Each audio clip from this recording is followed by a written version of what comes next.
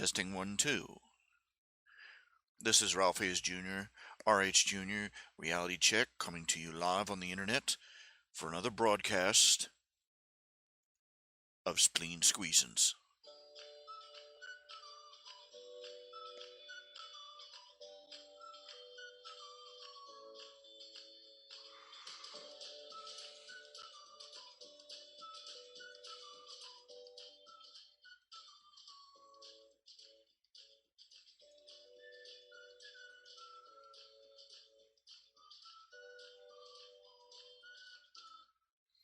Hello, everybody.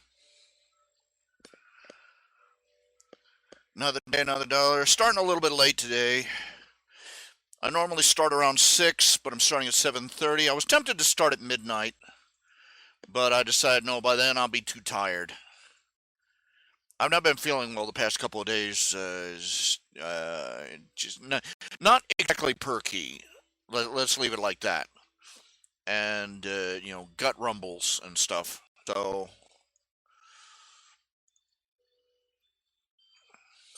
okay, for those of you who tuned in last night, boy, you had a ball of laughs, didn't you? You had an absolute bundle of laughs with me last night. I was on a tear, I guess. I just uh, critical, my cynical, depressed nature. I just hit critical mass and had a meltdown, I suppose. Very depressing.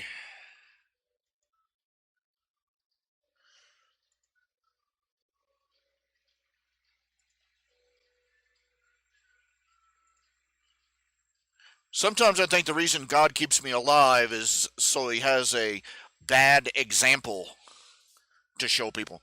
You see this? You see this? Don't end up like this. You know. Okay, don't ask me why that voice was like. I don't know. Do not end up like this.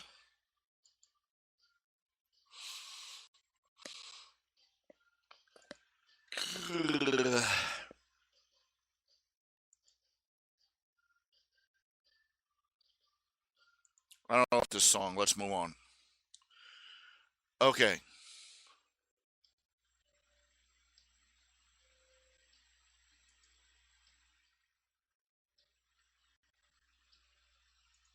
I don't know.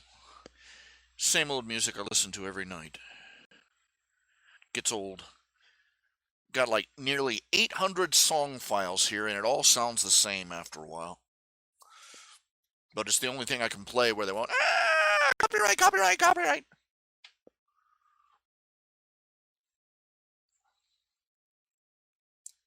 That's why so much of my stuff is under Creative Commons license.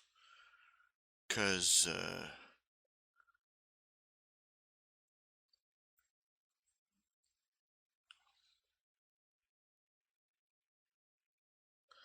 I regard the copyright laws pretty much the same way I regard uh, the marriage laws in this country. They are, for certain people like me, they're only a fig leaf. They don't protect me. And in fact, they handicap me. So I might as well not be a dog in the manger. My stuff is under Creative Commons Attribution License. For those of you who wonder what that is, basically it's a variation on the copyright laws. Is basically when you put the Creative Commons Attribution License tag on there, you're basically saying anyone can use my stuff. Anybody can make variations, modifications, derivatives, fan fiction, whatever. They can take my artwork and print it on coffee mugs and sell it, or T-shirts and sell it. Except with one provision. They have to give me credit as the original artist. If they make a T-shirt with one of my designs on it, they have to put somewhere public. Maybe on the T-shirt, maybe on the site that it's made. It has to say somewhere, original art by Ralph Hayes Jr.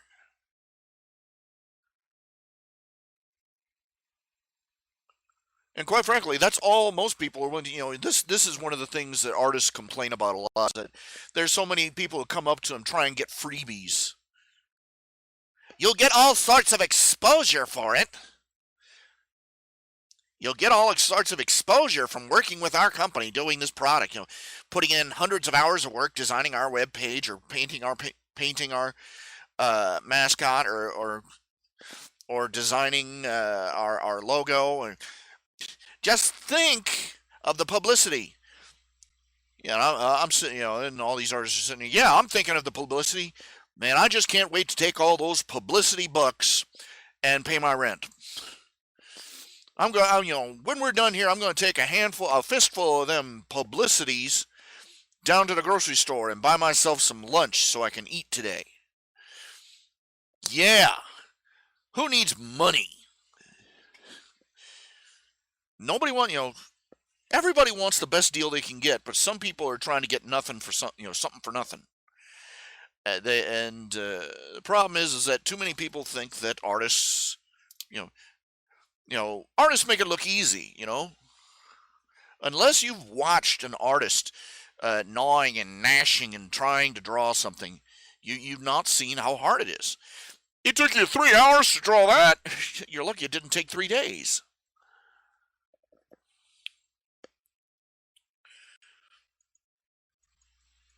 I have to say this. The moment I mention, trying to talk, like professional, there's some part of me that, some pathological part of me that says, you're not a real artist. You're not really an artist. You're not supposed to be an artist. I don't know what I am supposed to be, but somewhere along the way, I've got I've talked about this before. I've got this psychological thing. I've got this psychological thing. I've had it for years. I've had it since I was a child. I want it to be a lot of things. I want it to be, but primarily what I wanted, something to do with writing and drawing. Art and literature were my comforts when I was a child. The library was my candy store, and I gobbled up books.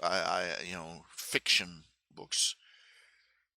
I wasn't out there bettering myself like Hermione Granger or something. I was just reading, any sci-fi or fantasy I could get my meat hooks into because I wanted to escape, escapism. And I have had that love ever since. There are certain genres that I love absolutely: science fiction, fantasy, and humor, because they were the balm of my life.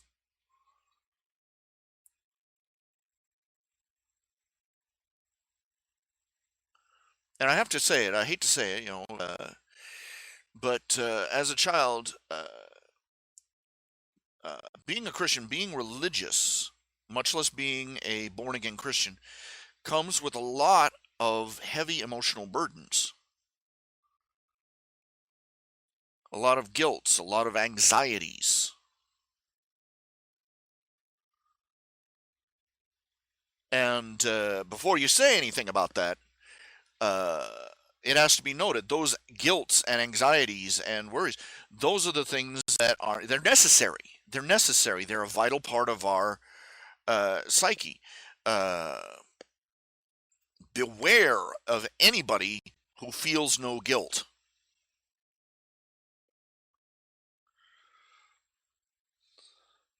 Who never doubts themselves, who is never fearful or uncertain about their virtue. Anybody who comes before the presence of God without some worry in their heart, there's two possibilities. They are either as pure as the angels before the throne of God himself, or they are a psychopath. They are oblivious to their own shortcomings. We shall sow in tears and reap in joy, but the rain's got to come first. And when I was a child, I had a lot of burdens and a lot of anxieties. I was always, many Christians are Many Christians are by nature joyful, but my periods of joy, my times of joy and epiphany and happiness and blessing, they're highs, they're emotional highs, and they don't come very often. And I have a lot of things that trouble my soul. I always have, even when I was a little bitty boy. And fantastic stories, escapism, fantasy, science fiction, and fantastic stories and such, and especially humorous writing. They let me escape from my worries for a while. They soothed me. They made me feel better. They boosted. They were like a medicine, and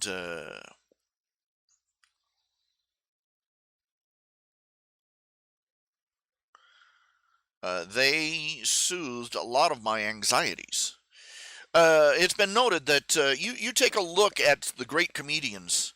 Most of them have emotional problems. Most of them are they spend a lot of time brooding when they're not on stage, when they're not performing.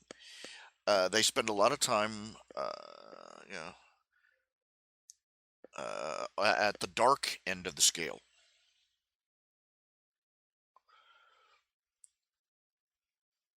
It's a sort of a given truism. I mean, take Robin Williams. This man was probably the most brilliant comedian of the 20th century. One of them.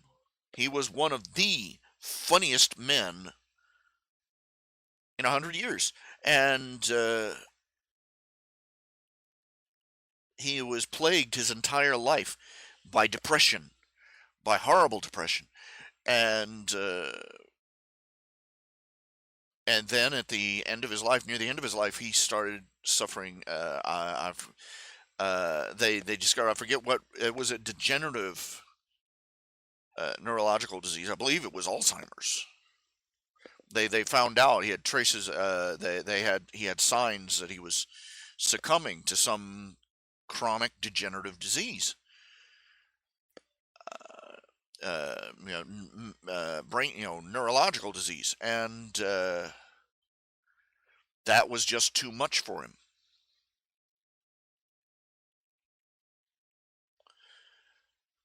And he killed himself because he couldn't bear up under it. And such a tragic loss. Whenever somebody dies, it's always a tragic loss.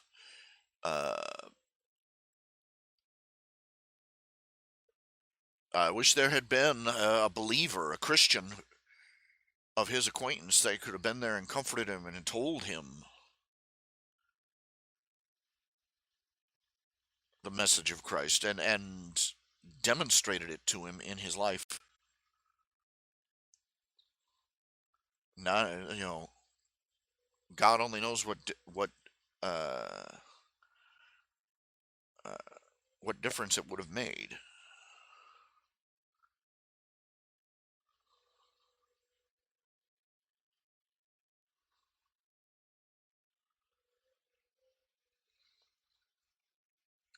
That's one thing about Christianity, is that you're not alone.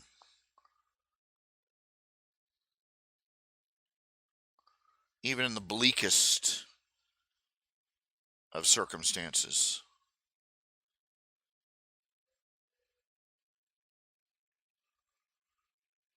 I can't imagine living a life where I didn't believe in God.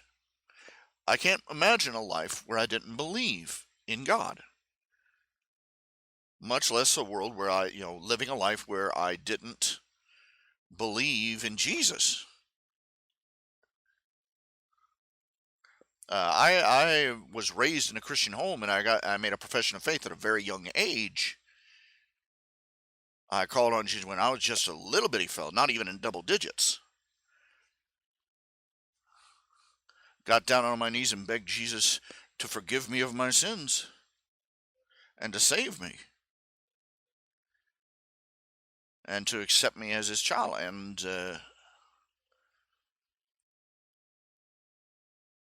I can't I can't imagine how black the world must seem to someone who doesn't have that.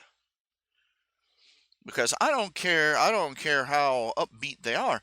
Uh, uh, no matter how optimistic they are, and and how rationalistic and futuristic and humanistic and everything else they are, and and how puffed up they are about how enlightened they are. I don't care how quote unquote enlightened you are. Uh, uh, if you're a humanist, you're looking forward. Uh, uh, your enlightenment ends at the grave.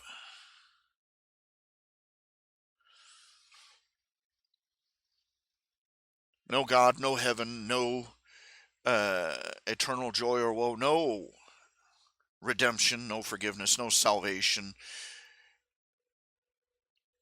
no great divorce, no reconciliation, nothing but a solid black wall at the end of your life. And these people actually claim that they are happier without Christianity, without an Almighty God. You can no, uh, we call that denial.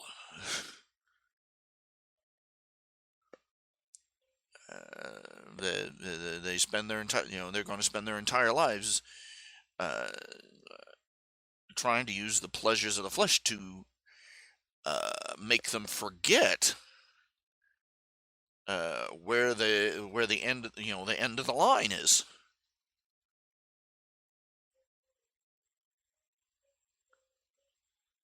I think even a belief in a miserable afterlife and belief in hell would be better than a belief in oblivion.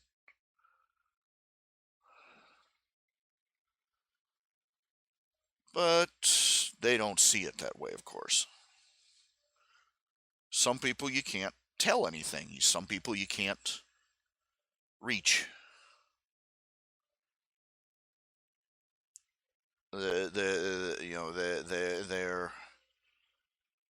their worldview is so off kilter that there's no communication, a void of comprehension between our two lives, our two worldviews. I would rather have my doubts and uncertainties and guilts. I would rather have my fears and all my tears, and know that there is a Jesus Christ in heaven, than to live and exist and be uh, be convinced that there was nothing beyond the end of this life but the void.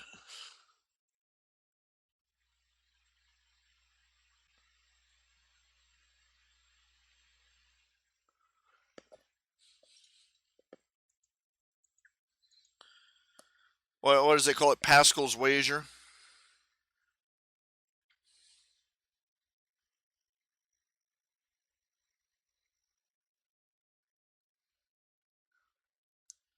Look at it this way: even an atheist, even if an atheist is right, he loses, and if he's wrong, he still loses.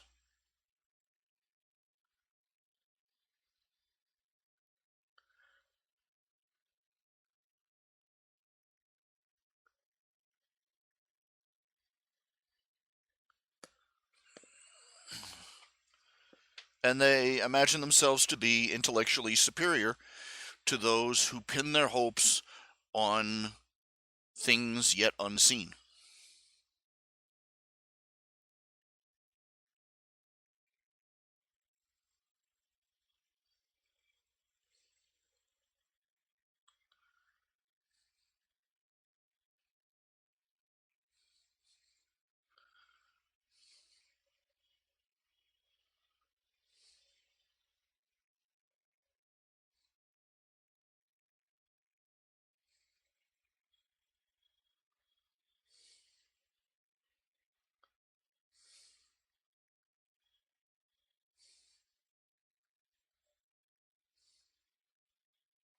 No, this Christian comedian.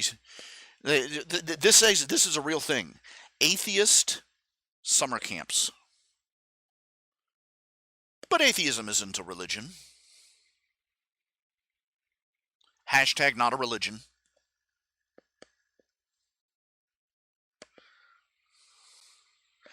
Atheist summer camps. Oh, can you imagine? Singing songs around that campfire.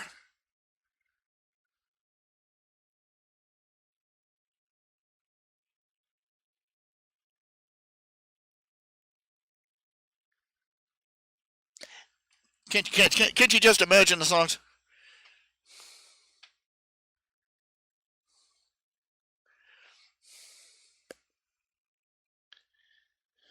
No one loves me, this I know, 'cause Charles Darwin told me so. Accidentally alive. If you're weak, you won't survive.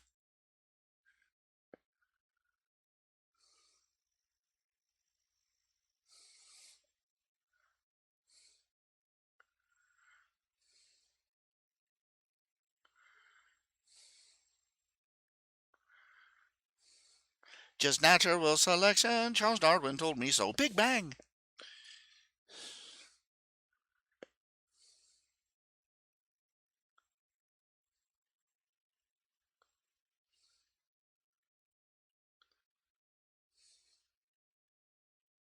Row, row, row your boat gently through the reef, wallowing, wallowing, wallowing, wallowing in your unbelief. Yay!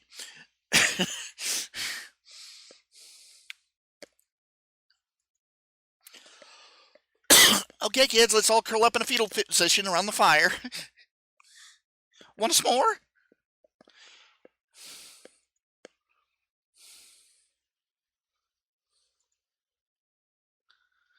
Hello, hello, hello, hello, Archangel. How's it going? Oh yes, I've got to send a.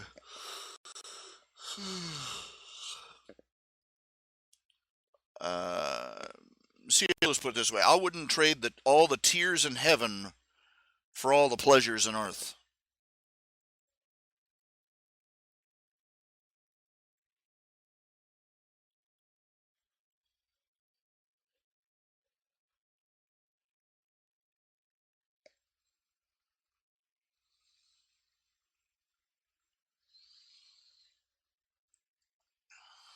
Let's see. I gotta send Gmail off. Send some email off. Gotta get some info.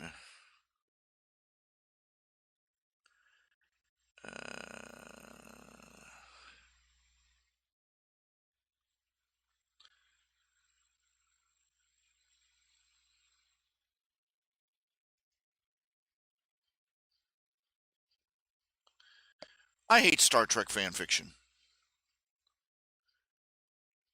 I don't like Star Trek fan fiction, and I don't like Babylon 5 fan fiction.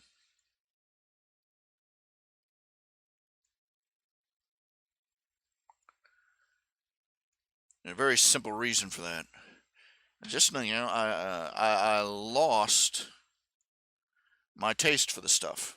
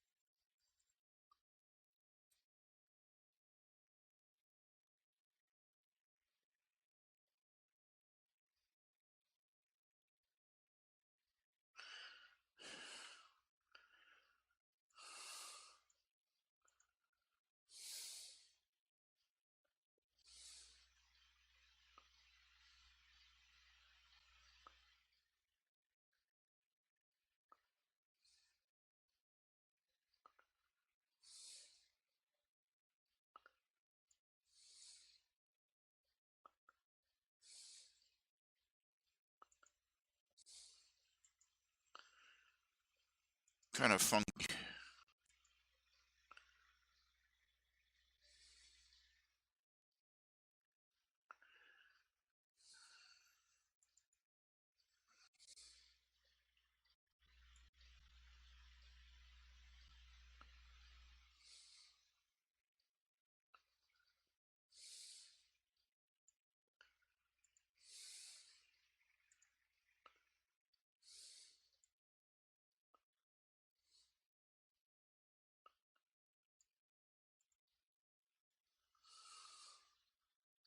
There's some sort of technical problem with the AO3 forms aids.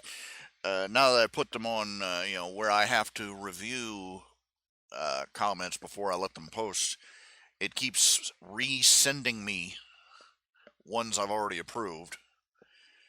Well,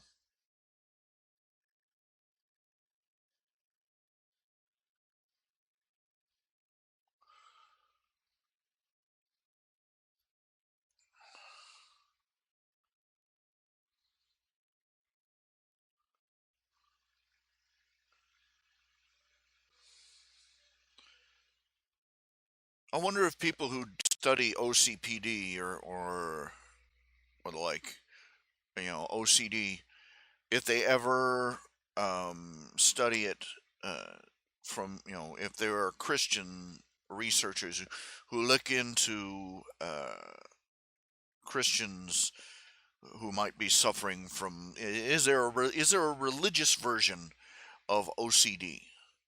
Is my question. I think it's possible, and I kind of sometimes I wonder if I have it.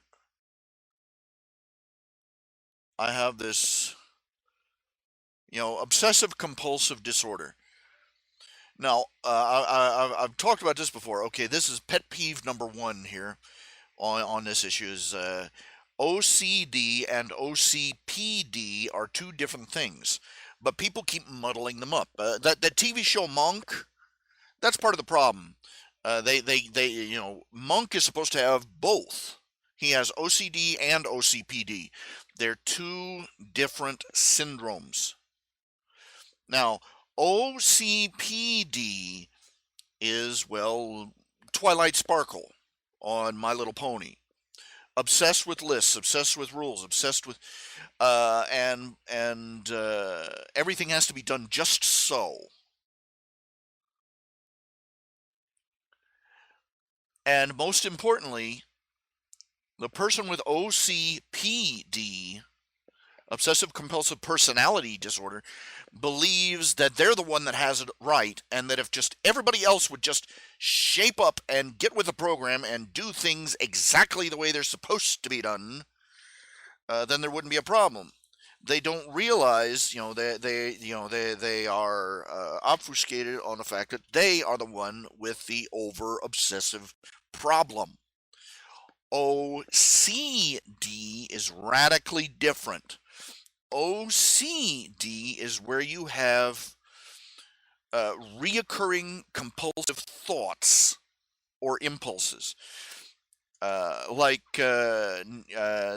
this impulse to wash your hands over and over again, or to flip a light switch when you leave a room, to flip a light switch 3 times, and exactly 3 times, or to touch everything on a shelf.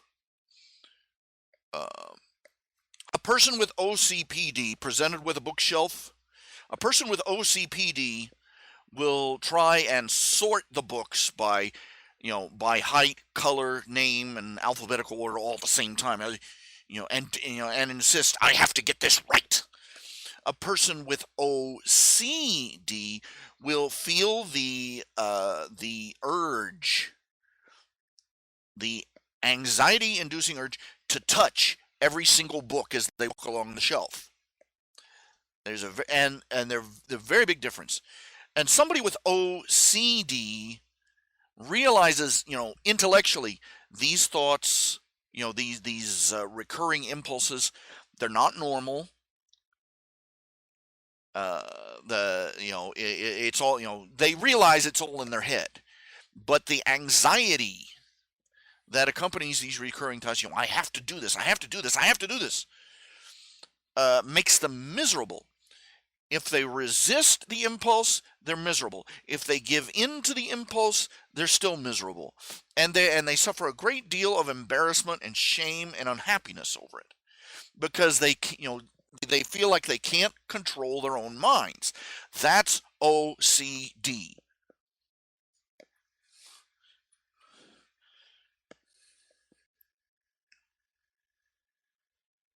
Now, I'm starting to wonder if I don't have if uh, I'm starting to wonder if I have some sort of OCD, a mild, if there's such a thing as a mild case of it, because for some reason, for I have certain anxieties that well up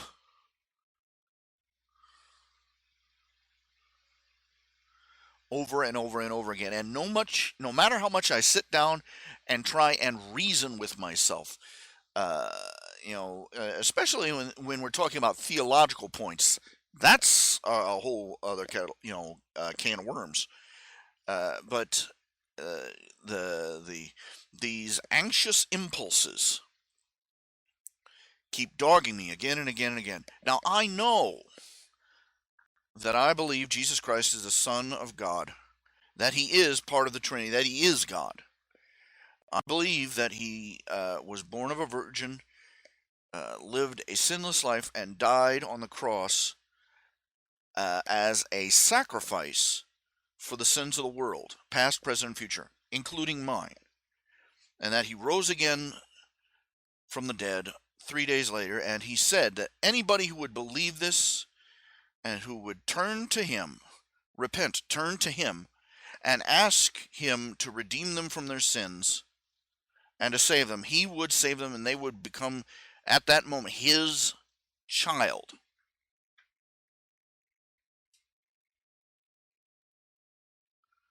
That someday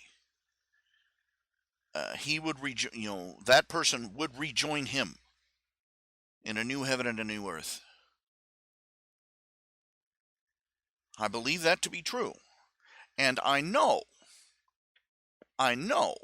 that I got down on my knees and I asked God to forgive me of my sins, to cleanse me of my old sin nature, and to come into my heart and become my Lord and Savior. But I am constantly plagued uh, with a nameless anxiety that keeps trying to. It's like having a static charge. It's nameless anxiety that tries to ground out through doubts about whether I truly got saved or not. It, you know, uh, Rhetorically speaking, it's as certain as the fact that I turned on that light switch, as I turned off that light switch as I stepped out of a room. But my anxiety will not let me let it go. I just get more and more anxious until I go and flip the light switch again, and that does not cure the anxiety. It just quells it for a while. This is why we're told not to trust the human heart. This is, the human heart is deceitful above all other creatures. This is why we depend upon the Word of God rather than on feelings or nebulous personal beliefs. We go by the Bible. We research the Bible. We find out what the Bible says, so that we have a constant, unchanging measure, a rule. Jesus Christ, His teachings, His gospel, His words, and He is our ruler in both sense of the word.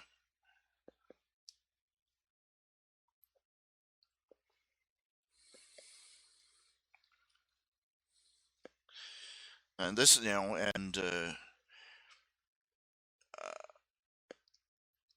but still, it's one of the things is, this anxiety I have tries to keep, it thrashes back. I've got so many things wrong with me, and not a clue how to begin changing them or where to start. and I'm afraid to take some. There are some courses of action I am just too afraid and too cowardly to take.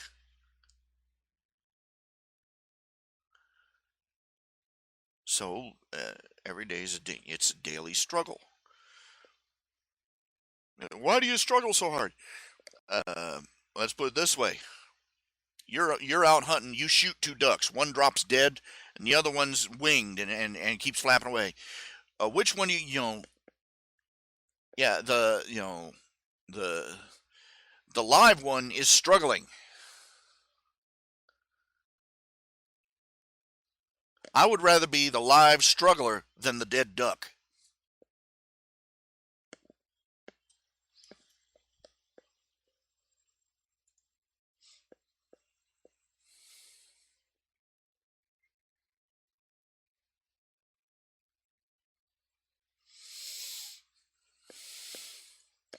No bake desserts.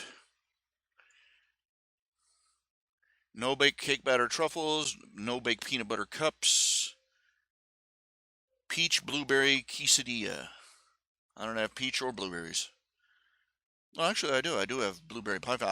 I went ahead and bought some cans of, 1 can of each kind of pie filling, so I can, if I ever get totally crazy, I can bake up like a little pie or something. S'more cups. Ooh, that sound yummy.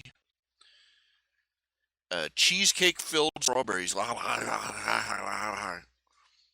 let me switch this over so you can see this here. I get these mailings from Yumly. I guess it's yumly.com. And they got no bake desserts and recipes. Cool no bake raspberry semifreddo. Look at that. A lemon smoothie. Yum nom nom nom nom. Strawberry cream milkshake. Man, I wish, why don't more restaurants deliver? Why don't more fast food places deliver? Taco Bell. Come on, Taco Bell. I mean, you got the drive-through Taco Bell. Rock the house. Deliver.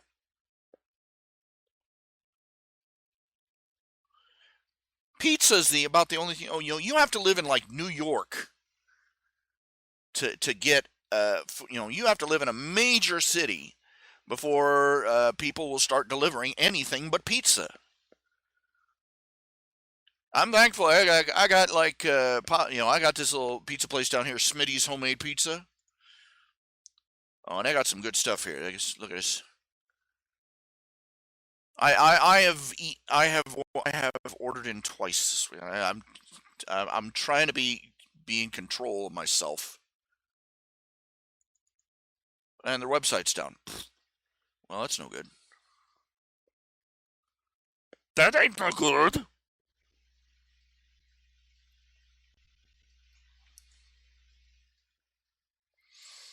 Coffee latte chia pudding. Chia.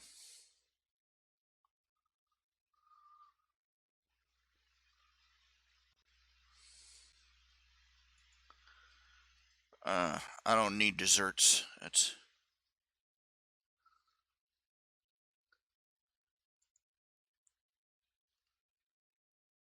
I haven't made any updates to my fan fictions in a long while. Of course, got a lot of stress going on. Got a lot of other issues to be worrying about right now. Okay, I have managed to poke enough money in the general direction of the electric company that they're not going to shut off my power right away. But I still owe them hundreds of dollars, so I still gotta bust a hump. And and I still, on general principle, I need to get more Patreon patrons, and so I need to make more comics. Homie needs more comics. And okay, let's take it. Let's take it. I.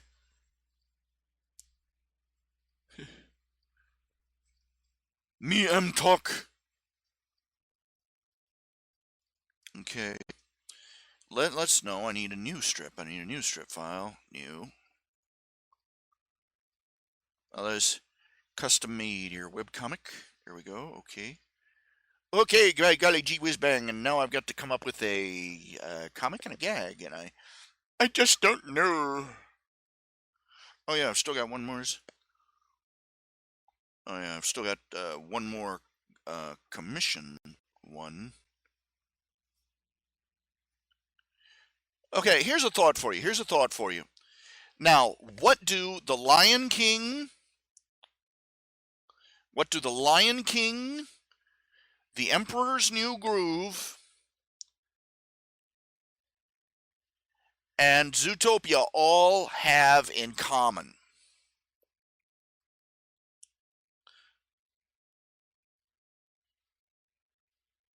Think about it. Think about it for a minute. I'll give you a minute to think about it. What do the Lion King, Zootopia, and the Emperor's New Groove all have in common? Think about that. Think about that for a minute. No, not talking animals. This is something particular to them. Okay, I'll tell you. I'll go ahead and say it. I'll say it. They were all B-movie projects. These were they were all side projects that the staff on Disney thought they were all Disney B-movie projects. They had been basically neglected and almost just the admins and the pointy-haired bosses and the executives figured that they were going to be mediocre. They figured that the Lion King was going to be big deal. And everybody was working, all the bigwigs were working on Pocahontas at that time. They figured the Lion King was going to be a throwaway. The same story with the Emperor's New Groove. The Emperor's New Groove, originally it was called The Empire of the Sun. And it was going to be dramatic and majestic, and it was all about an emperor who lassoed the sun, and big and epic, and with a big somber, sober environmentalist message. And then the executives started bailing out on it, and they said, "Screw it, let the animators do whatever they want." Literally, that's what it came down to. That's the reason the Emperor's New Groove is so deranged. Is because they say it's going to be a box office bomb. Let the animators do whatever they want. And the animators said, "Talking llama, you got it. Squirrel Scouts, sure, no problem, whatever.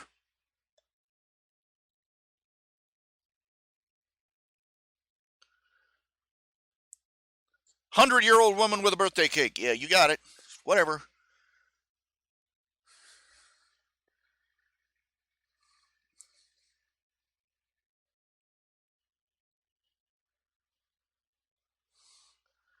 Llama in drag, take it away. And and then, well, you saw what they came up with.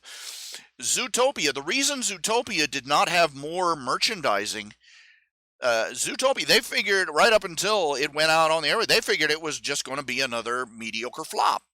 They figured it wasn't going to be a big deal. They didn't figure it was going to be a disaster, but they didn't bother merchandising it. In fact, it's already out on DVD. There was a time when they would wait years before putting a movie that was that big a success on DVD, but they already had the wheels rolling on this one. But they didn't bother making a lot of merchandise, or promotional. And to their shock, Zootopia, all three of these, they were abandoned by the executives. And that's my point. Everybody was climbing up the rear end of Pocahontas, but the ones that the executives more or less left alone became great successes. The ones that the executives had their fingerprints all over were seriously substandard. This is a high risk. I mean, there are a lot of movies out there where the executives, went hands off, and they flew completely out of control. But Hollywood executives haven't figured out yet that they're not creative. If they were creative, they'd be in a creative field. They wouldn't be executives. But the old joke, once they pee in it, they like the flavor better, so they buy it.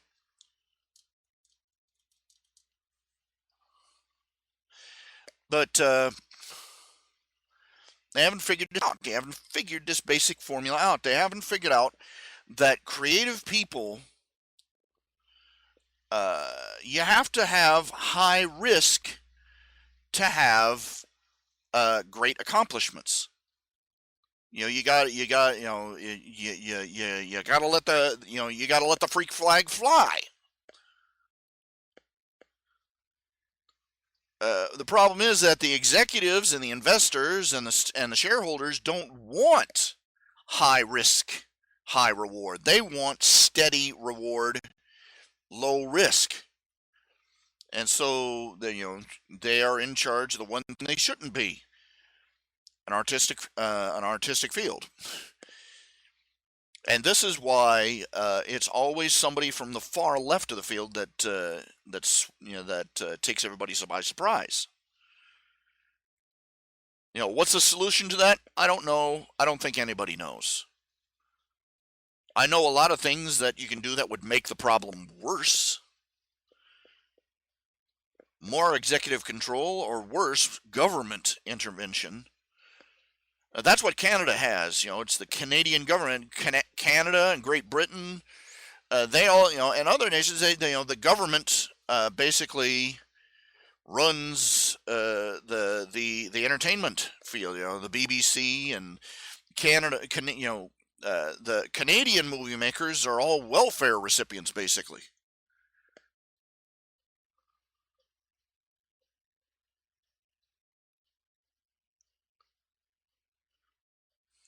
Yeah, Yzma and Kronk. Originally Yzma's plot was to make sure that the sun never came up again. You see, because she's really old and the sun makes her wrinkly. That was her plan. She figured that if she put the sun out, she wouldn't age anymore. That was the original plot, but, they changed it, obviously. I think my favorite part was, and she turns around and she goes, "And I never liked your spinach puffs." Everybody in the theater, ooh. And the little devil guy's like, "She's going down." I like to laugh my butt off at that one.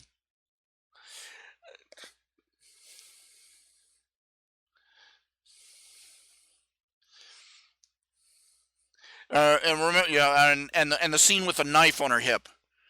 I bet you weren't. And there was no way you were expecting this. And she pulls up the hem of her skirt, and the guys are like, "Ah!" And then they see the knife, and they're like, "Oh, thank God, oh." Nearly turned into the crying game there for a minute. What can you say?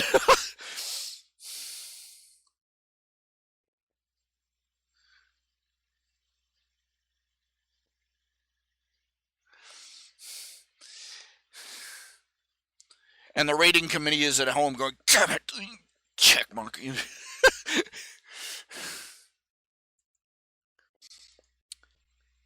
Oh my. It was just off the rails, and that's where you get the great stuff, when you let the creative people off the leash.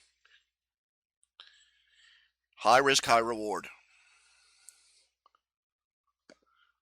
Unfortunately, we don't have much of that anymore. It's the people on the outside fringe who are making all the changes. They're making all the B movies, but they're also making all the ones that sell. Remember the Blair Witch? I remember the Blair Witch. I also remember the sequel. I saw both in the theater. And the Blair Witch sequel was basically, standard issue formula Hollywood movie, and it did not have the not just the novelty, the unique, captivating attributes of the original movie. Just did not have it. The magic was not there. Uh,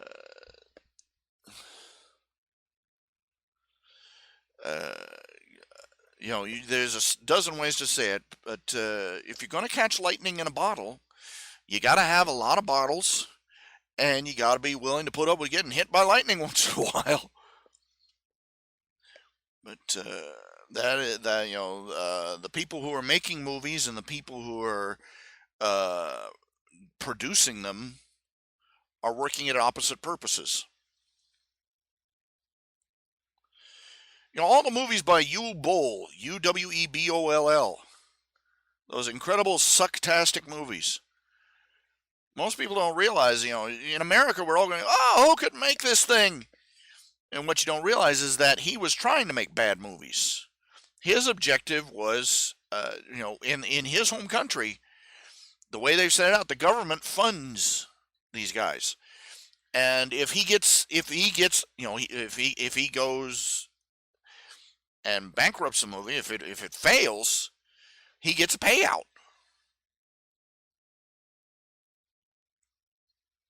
This is an interesting thing by Scott Adams, author of Dilbert. He used to work in a corporate office, and many of his characters are based loosely on real people and real events that he encountered over the years. And one of the things in one of his early strips is that he said that he worked for one company that was downsizing. And the thing of it is, it was two things. The company was downsizing, it was also failing. But they were only letting the bottom 10% go. The thing of it was, anybody they downsized got this, big, juicy, gravy-covered severance package as part of the deal. And Scott Adams had a co-worker who wanted out. He hated his job, and he hated the company, but he wasn't anywhere near the bottom 10%. And so for the next few months, he proceeded to, shall we say, creatively incentivize his boss to give him a pink slip. And he said the guy was a Machiavellian genius in the ways that he made, that he ruined his work performance trying to get one of these severance packages. This is what you call contradicting incentives.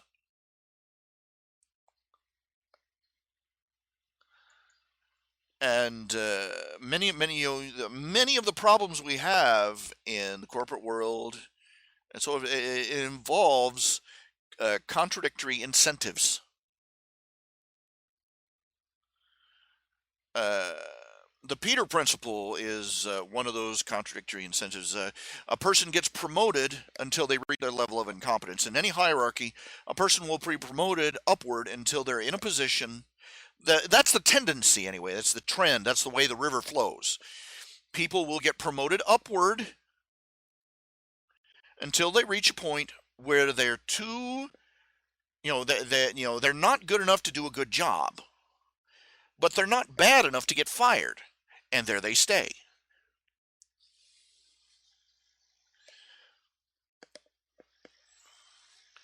And eventually the hierarchy gets glutted from top to bottom with people who are poorly equipped to do their job, but just poorly enough to lower the efficiency of the whole, not enough to get replaced with a better part,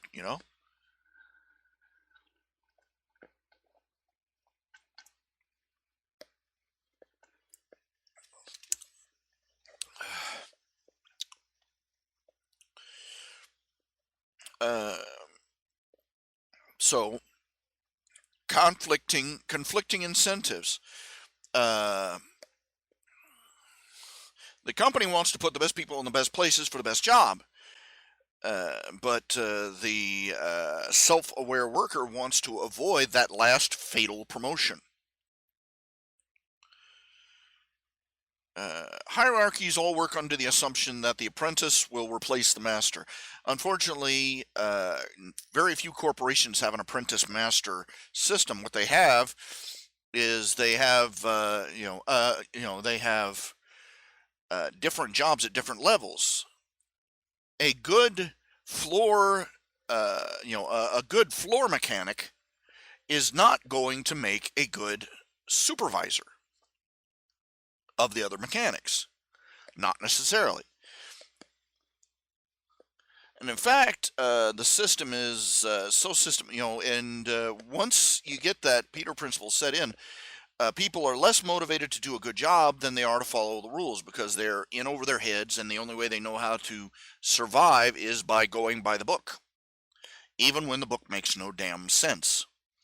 And so people who try to do better than they're expected tend to get fired too. There was a school teacher, remedial school teacher for mentally challenged children in one school.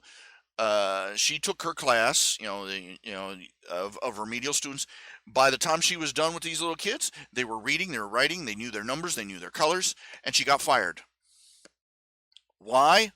Because she was not using up the allotted amount of crayons and other stationery and supplies that she was being given. There was another guy who worked for a bicycle delivery company. They had established routes. They had, the company had maps. If they were going to deliver to this part of town, they had to follow this route. They had to deliver, and there's this one guy who was a delivery guy, and he was delivering faster than anybody else. He was getting the packages there before they were due, and getting back because he knew all sorts of shortcuts. And they fired him for not following company policy. His story went on to be a better one. He went out and established his own company and established his own routes, and basically let his bikers take whatever bike delivery guys take whatever route they could find. Anyway, negative incentives.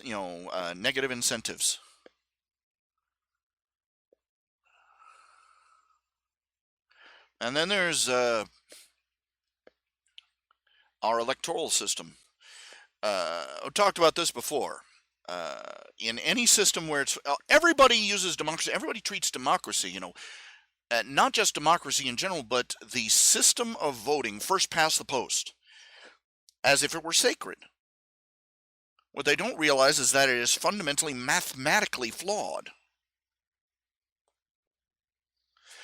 The system, which I'm speaking of, is winner take all. The one with the most votes gets wins the election. The problem is, first of all, not everybody votes. Suppose you have like 100, you have 100 people who in a city who can, 100 people in a village who can vote for mayor, right? You have two candidates.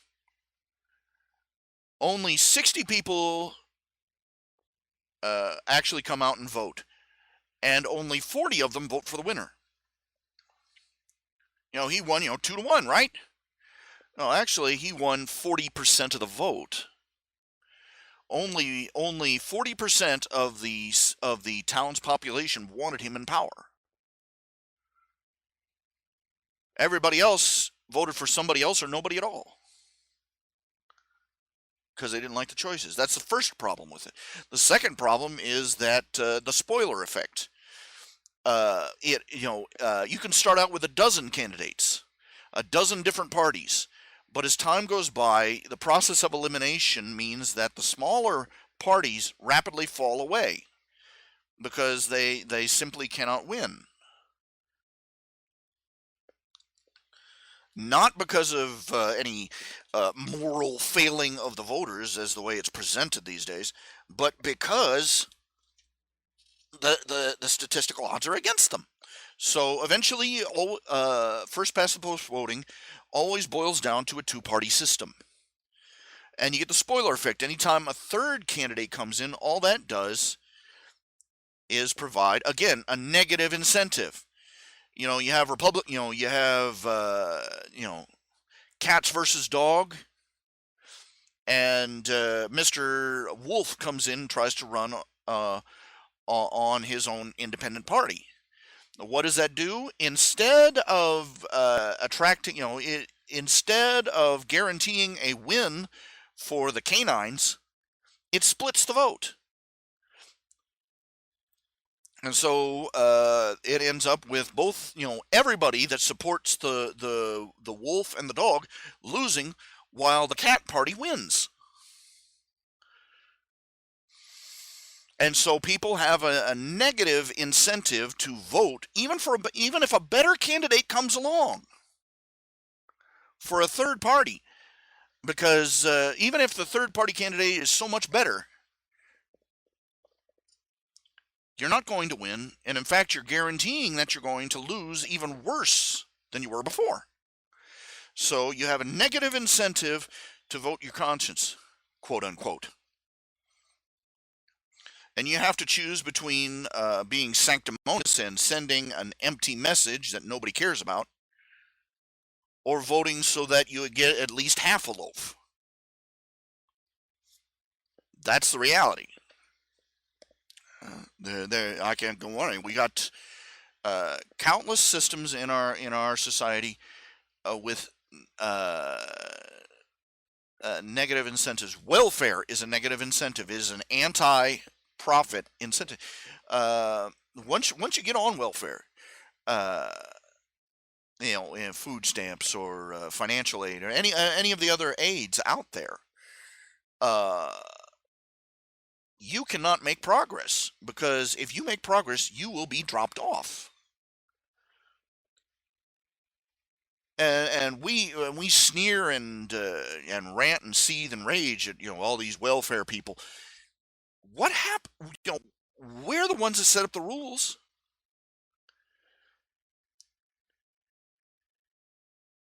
If they start doing better, we yank the rug out from under them. How well would you survive having, suppose you're on, you get a couple $100s in food stamps. You get a new job, and you start out and you're making, a couple hundred a week, and then it come on, no more food stamps for you. How well would you do if $200 of income suddenly disappeared? You're back at square one. You're even worse off.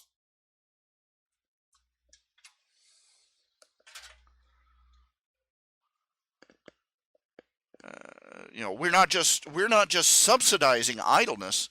We're punishing anybody that tries to escape the trough.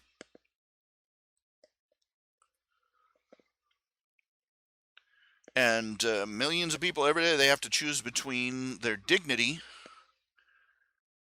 and their ability to have food on the plate next week.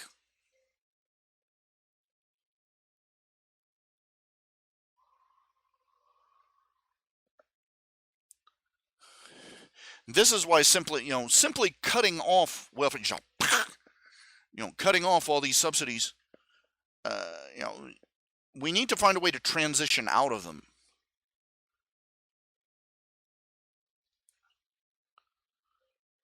My first thought is, if you can't give out money, give out tax benefits, or better yet, just half the burden people suffer right now is taxes. So, but moving on, uh, lost my train of thought. Food stamps, how like I said, how well would you do if you were trying to pull yourself up out of the, it's crab bucket effect. You can fill a bucket half full of crabs, so much so that they could easily reach up and climb out. But this is the thing, is that when they're dumb animals, you got a brain the size of a pinhead. They try to climb out, and then promptly another crab beneath them will grab hold and try to climb up them, and they end up pulling each other back down into the crab bucket.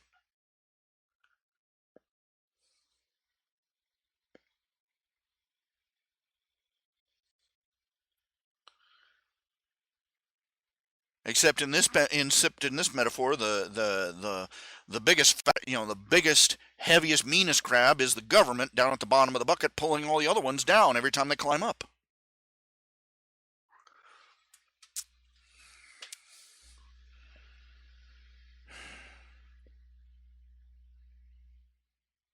Now, I've completely lost my train of thought I've completely lost my train of thought. There was negative incentives, but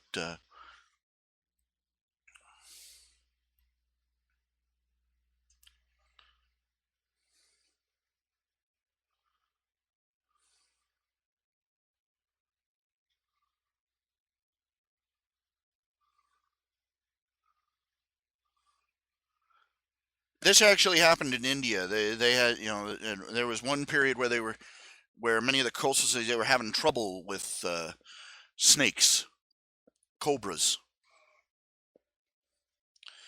And so the ruler in that particular area, he put up a bounty, something like a gold coin for every dead snake, so many coins for every dead snake.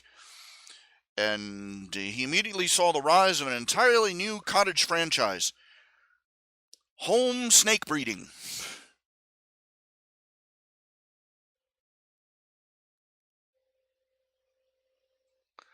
People were raising them at home. They'd have a shed full of king crows, and they'd round them up, whack them on the head, and bring them in for for a cash. So he cut that off, and promptly they dumped all the snakes out in the woods, and now there was 10 times as many snakes as there were before.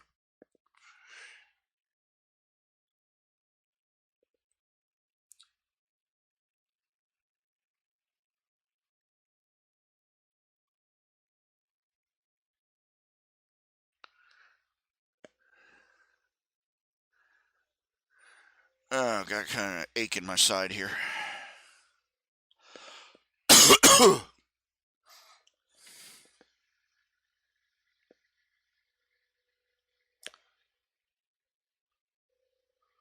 are too many places in this world where no good deed goes unpunished.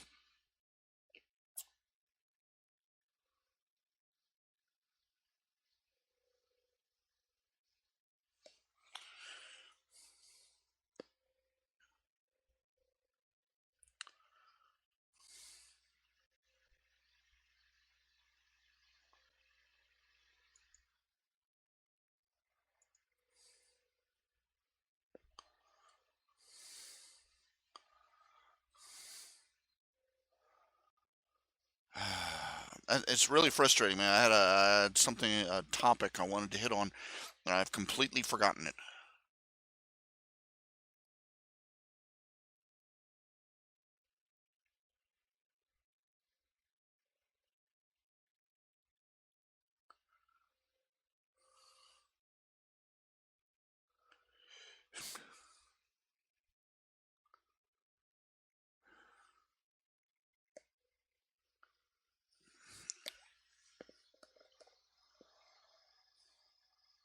Give me a minute. I gotta sit here and think.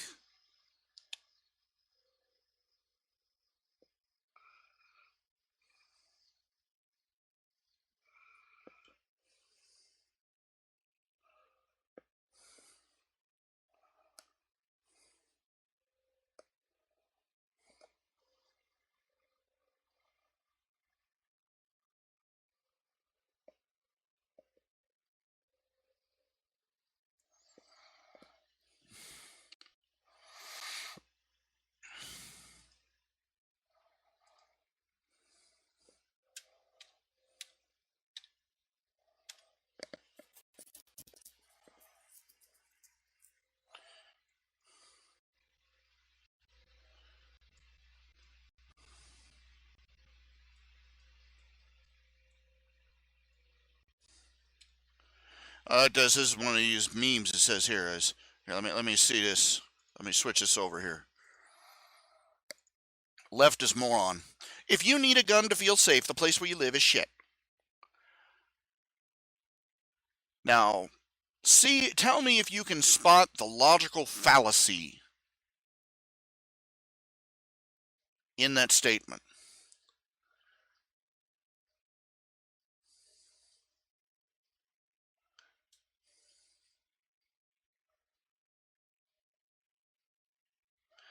Owning a gun is not about feeling safe.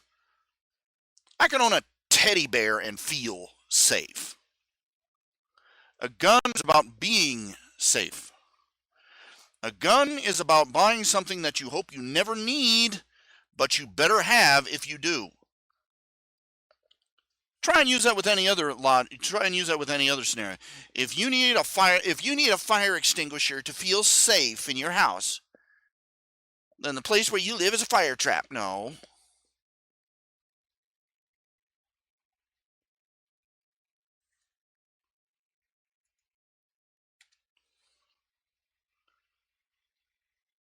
If you need a 911 line for an ambulance where you live, then no. No logic. It's not about feeling safe. It's about doing something to secure your safety.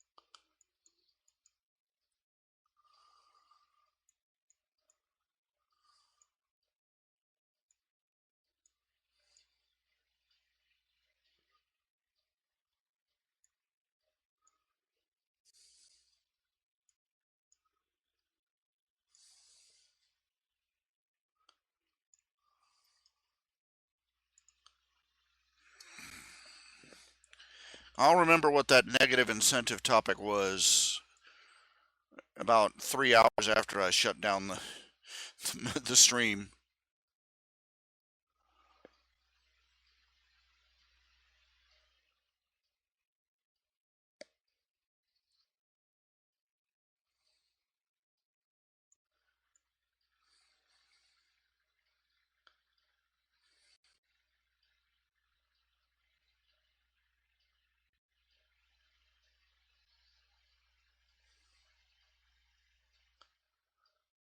I can't think of it.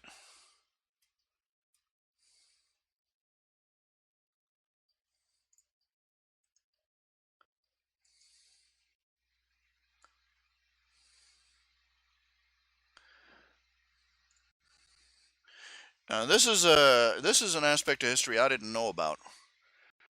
Apparently, a huge percentage of the slaves that were sold to the New World from the 1600s on were Irish. The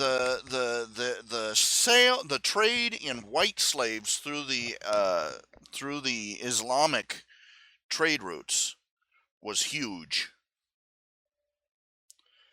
But they were selling Irishmen and Irishwomen to colonists in the New World. In fact, that's where most of the quote unquote mulatto people were from. Black slaves crossbred with Irish white.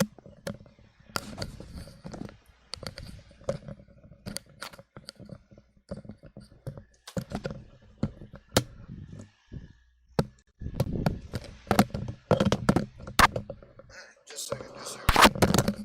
Stupid thing. Cord's all twisty.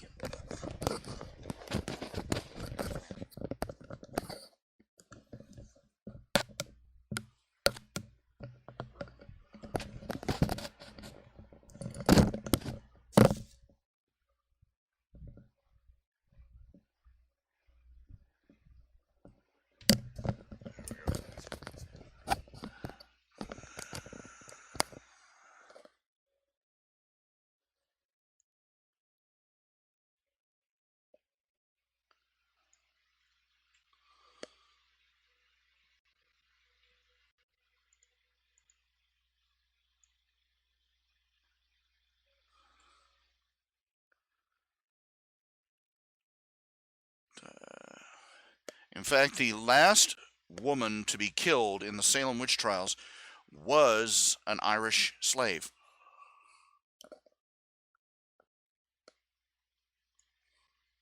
Well, this doesn't show up in your history books. It's not going to.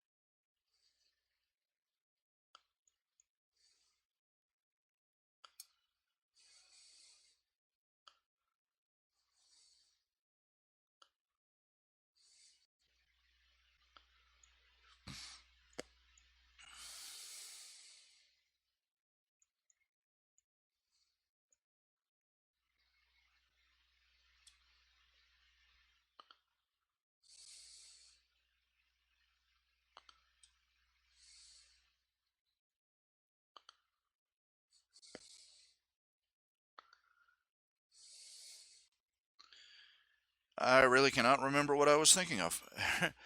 It's gone. Oh well. But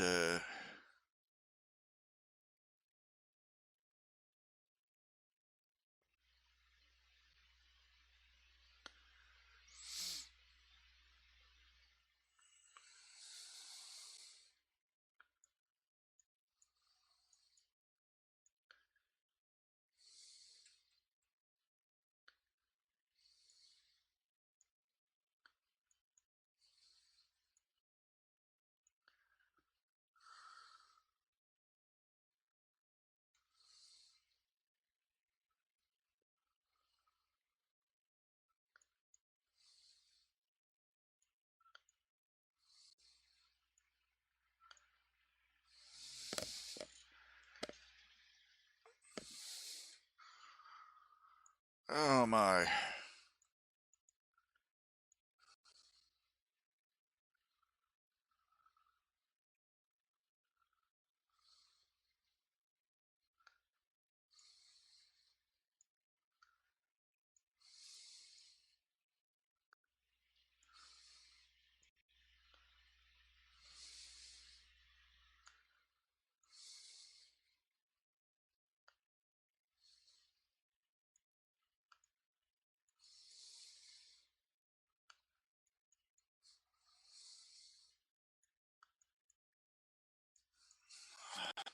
What do you call a cow with no legs? Ground beef. Moo.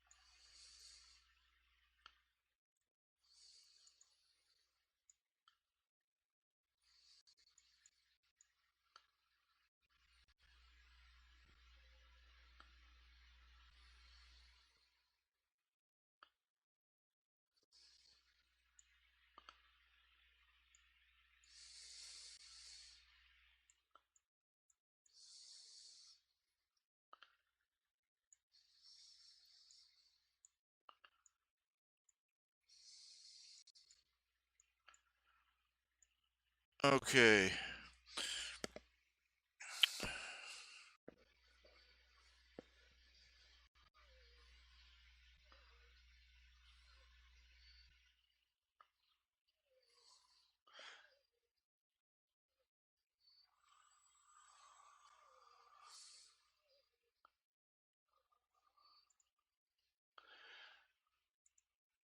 I'm sorry. I'm just feeling a little uh, tapped for concepts at the moment.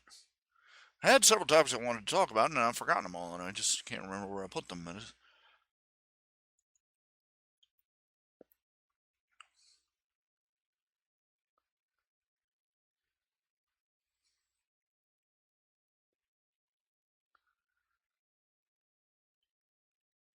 You know what? You know what I've always wanted. I wanted a robe. I want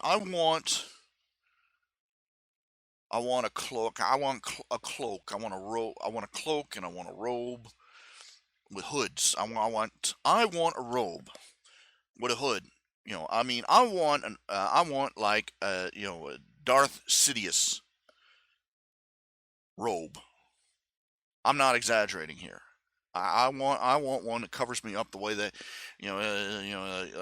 like a Sith. I want a big robe. I'm a big guy. I want a robe that reaches all the way to the floor and the hem drags on the ground. I want it that long. I want sleeves that come all the way down, that hang, big and baggy, small, and cover all the way down past my fingertips. I don't want, and I want to wrap up all the way around me. I want to be able to wrap it all the way around me. I'm a big boy. And I want huge. I want a hood that I pull down. You can't even see my chin when I tilt my head down. That's what I want. That's the kind of robe I want. With a big belt, I can tie it off. Just wrap it all up in me. I want them to think that Emperor Palpatine has moved into the hood. I'm not lying.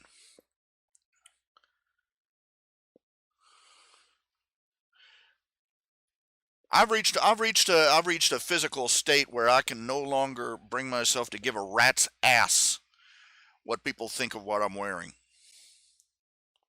Said this last night. I'm saying it now.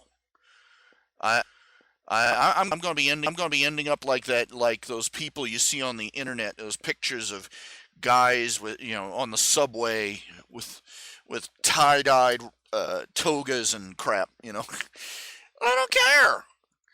I am at a point where, as long as I am not, as long as I am physically decently covered, and I'm not wearing anything, nasty, I'm not going to care. I don't care if I look like I just got away from the circus.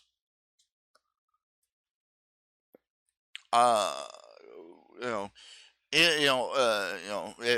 walking around in a muumuu or a toga or something like that is 1,000 times less undignified than walking around in in uh,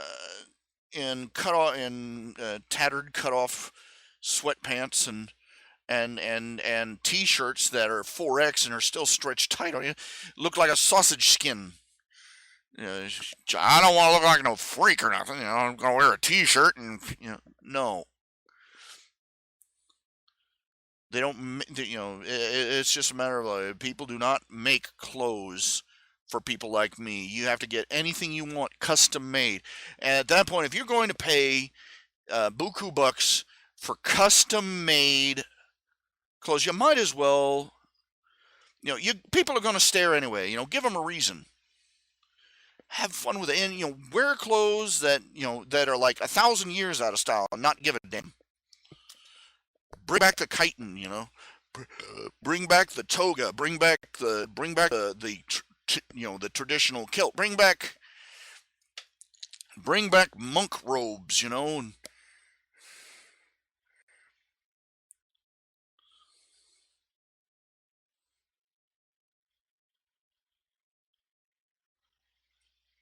but I wouldn't know where to begin looking for this stuff. I'd have to make it myself, and I'm no good at that. I haven't got a sewing machine. I couldn't make it. Uh, I have tried to buy robes online, bathrobes. It goes all the way to 5XL, and I'll click 5XL, and they send me one, and it's too small. Sleeves only come halfway down past my elbows, and the arms are like sausage casings. I want to punch somebody when I get this stuff.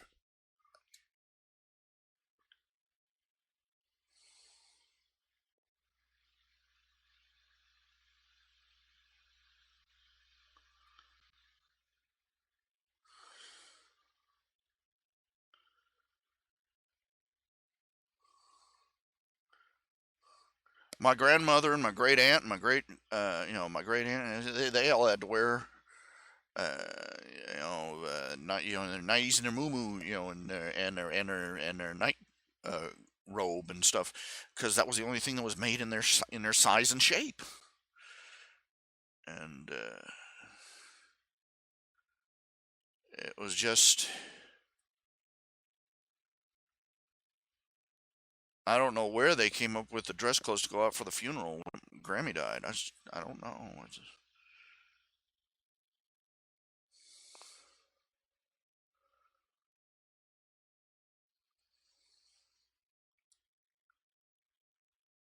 I'm not stupid as crap. Do you know how much time we waste on stupidity like that?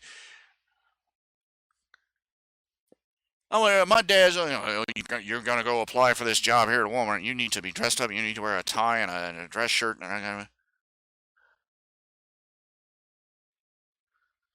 Yeah, you need to look like a professional. I'm like, Dad, I'm applying for a Walmart job. And no, no, no, no, no. The ancient dad, the ancient wisdom of the 50s, And I go in there. I look like I just escaped from a Sunday school class. And who's sitting across from me? A guy with a mohawk, rainbow colored mohawk, and junk jewelry in both his ears. Guess who got the job? Honest to God, it's just we I think John F. Kennedy's greatest achievement was destroying the hat industry. Now, can you think of anything more useless? Practically speaking, they look cool. Some of them do, but there is nothing more useless than a hat. A dress hat. It doesn't keep your head warm. Most of them don't protect you.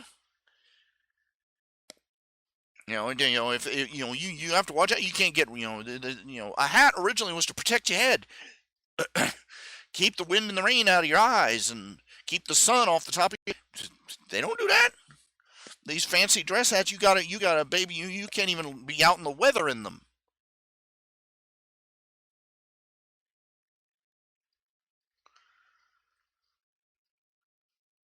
Like, if you're gonna give me a hat, give me one that protects my head.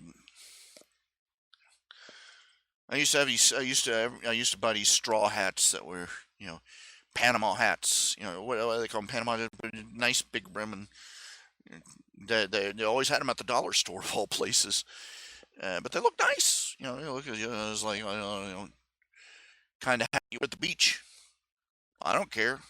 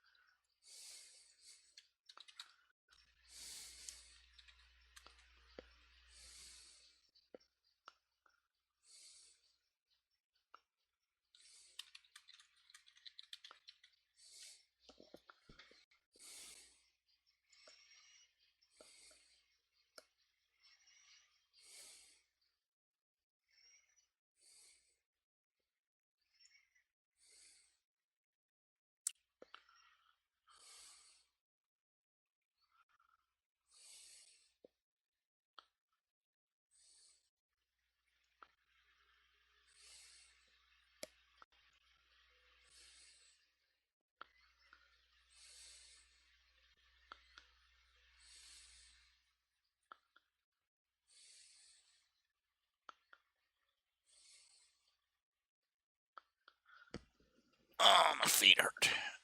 My back hurts. My everything hurts.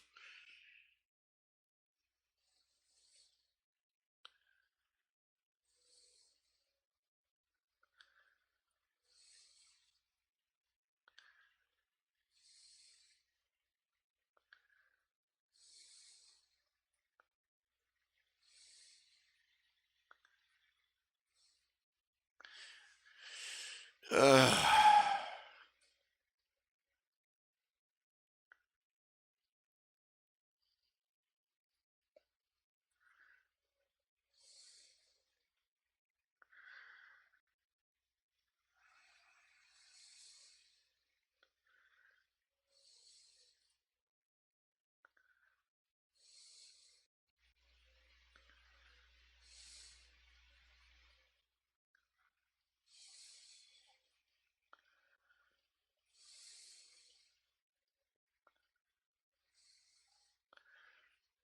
I swear, the image search on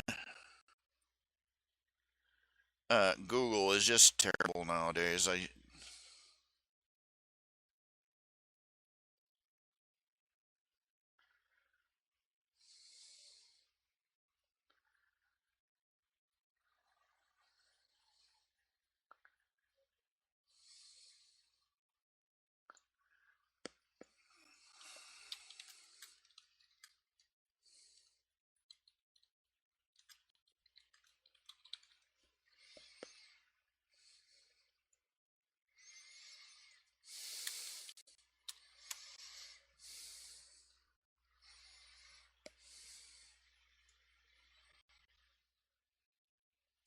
can't find nothing.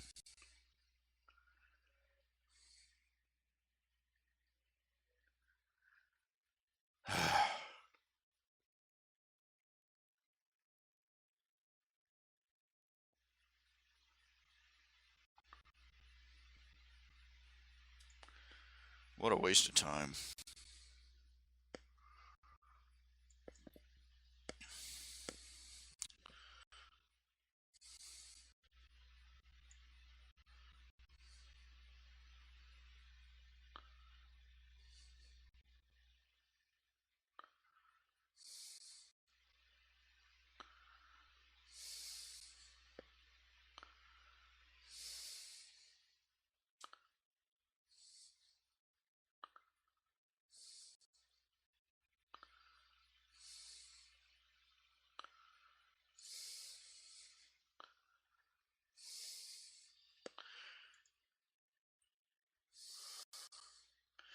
Man, I'm not talking about. I don't care about fashion.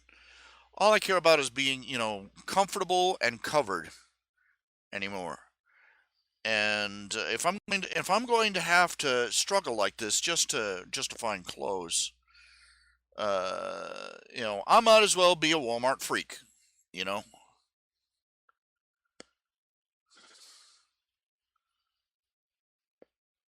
and make them deal, letting them deal with their own shit. Oh, you're horrified, you're appalled, you're laughing up your sleeve at how I'm dressed. Am I comfortable? Am I warm? Am I dressed for the climate?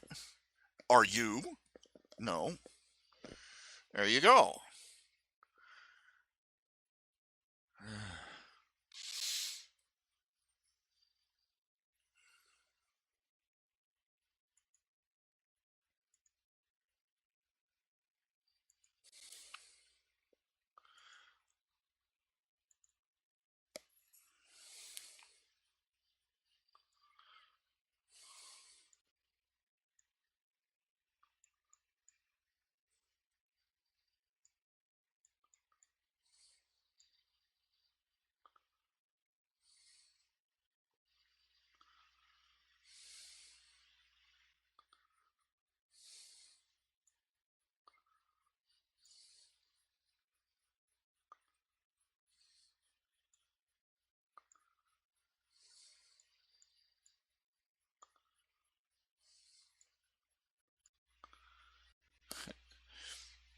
Fair argument. I like to just get a picture of Ringo and Michael Jackson and and Freddie Mercury. And it says, and what's the name of that one? I did a fast car, blah blah blah blah. Well, anyway, it says here the music was way better when ugly people were allowed to sing. Yeah, yeah.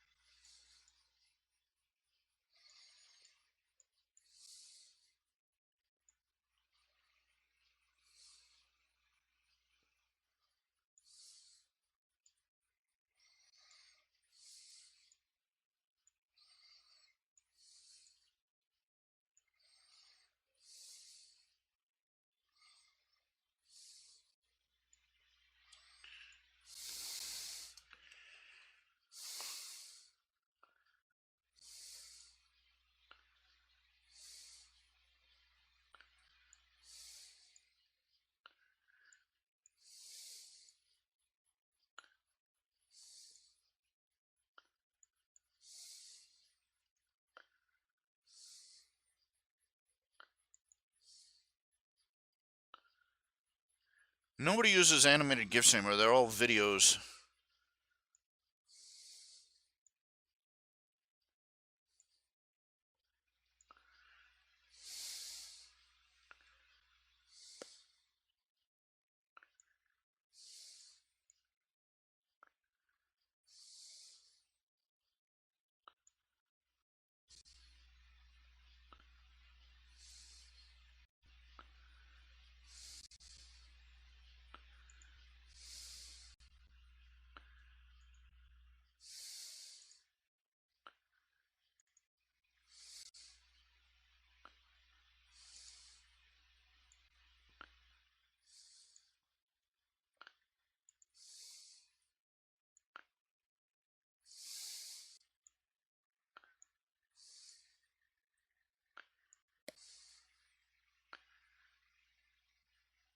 My favorite primate, the orangutan.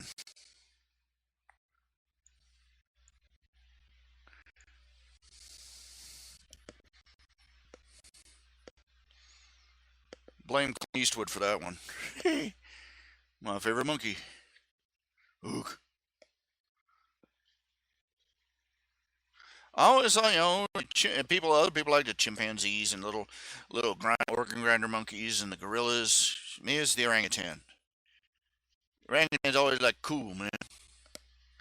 They just letting it all they just sit there all, just slouched and just cool.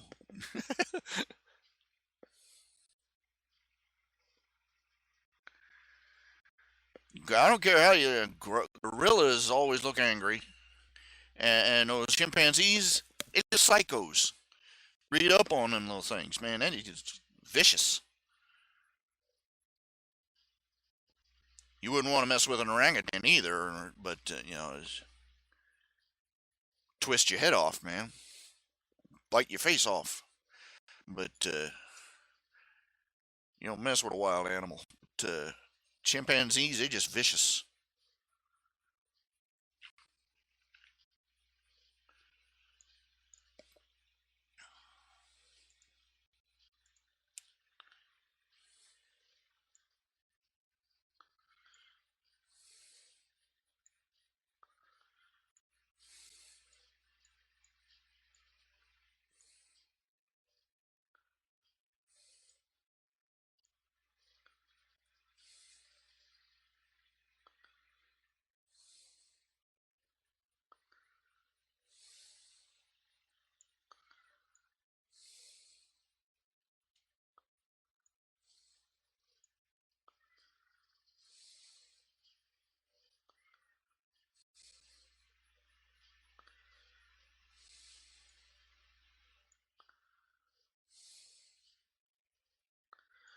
Oh man.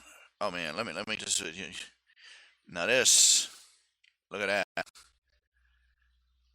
And that's some serious stuff here. That's oh look at that. Anybody else hungry? Good night.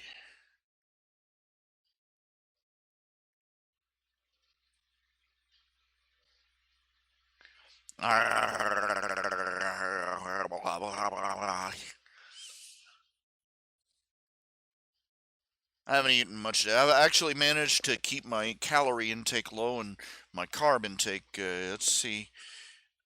Lunch was actually an omelet, ham and cheese omelet.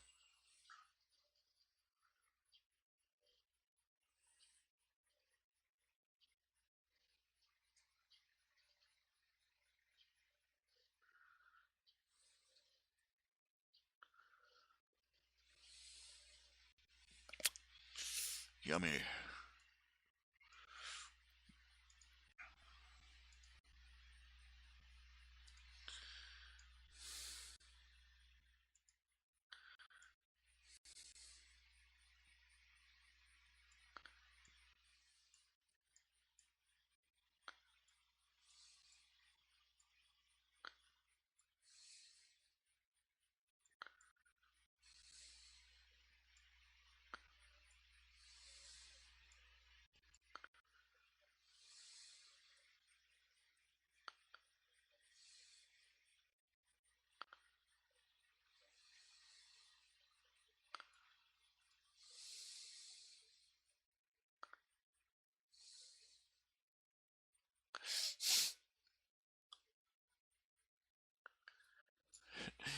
Woman, I told my husband to pack his bags and get out.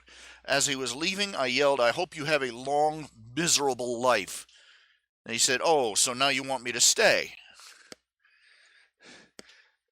And that's when the fight started.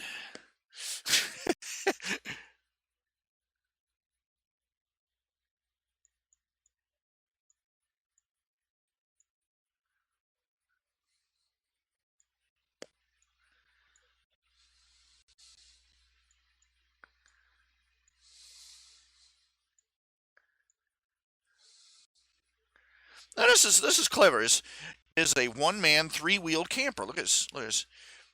Uh, Here, let me. Look at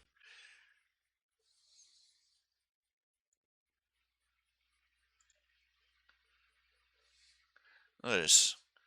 Is 1 seat wide. You can see, and it folds out flat into a bed. They just showed the interior here. Even has a little desk there. Now that's for somebody who's really on the survivalist end of things, you know. That's just one step up of carrying your house on your back. In a previous life, I was a tortoise. Look at that. That's rather clever, actually.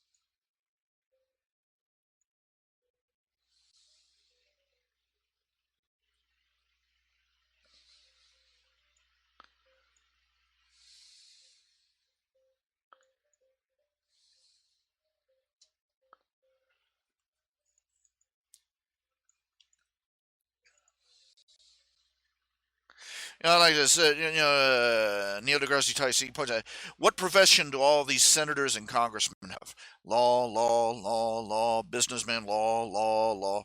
Where are the scientists? Where are the engineers? Where's the rest of life? And that sounds like a fairly good point. We are represented by people who have nothing in common with us.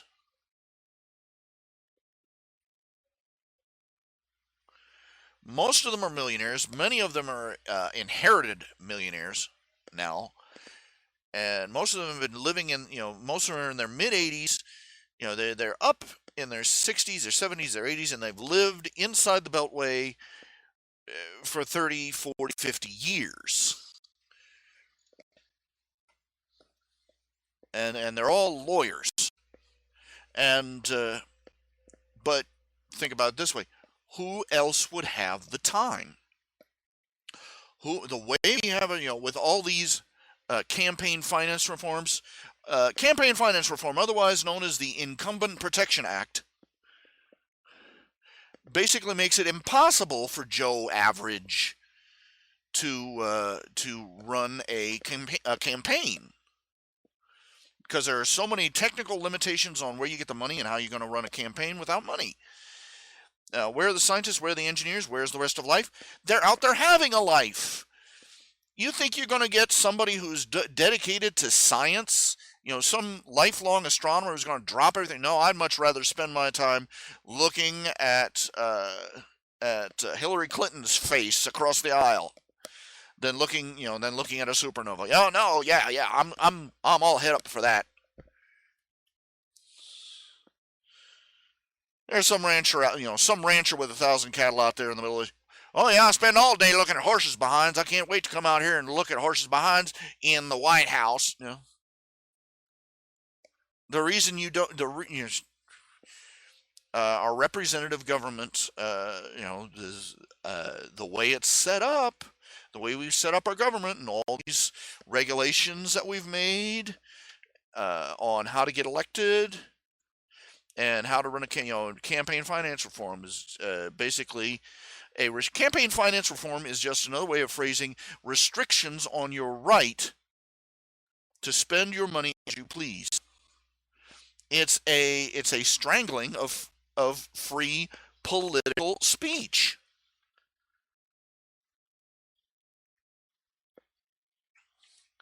It basically consists of the government coming in and saying, no, you can't spend your money on supporting this candidate or this policy or opposing this bill. We'd be pissed if somebody came over to our house and said, no, you're not allowed to spend any money on what we don't like. But so long as we do it to somebody else, we think it's campaign finance reform.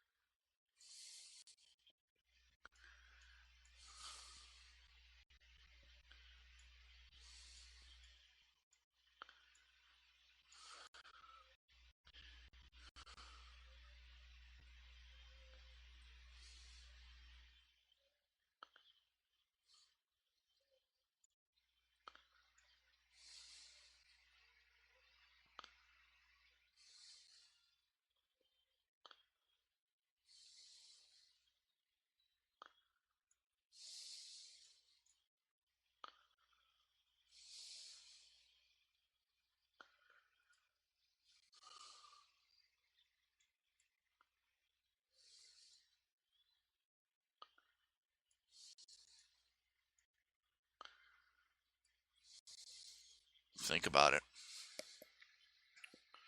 What you gonna do? You know,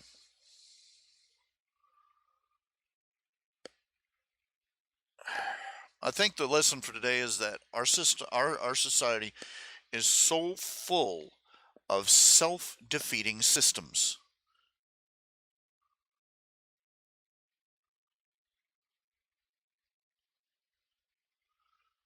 Our education system punishes education. Our system of taxation and economy punishes prosperity. The one thing we need to keep our nation afloat, successful businesses and profitable people, are punished by our system. uh, corporate hierarchy guarantees that the worst people for the job are going to be put in place. Uh, uh,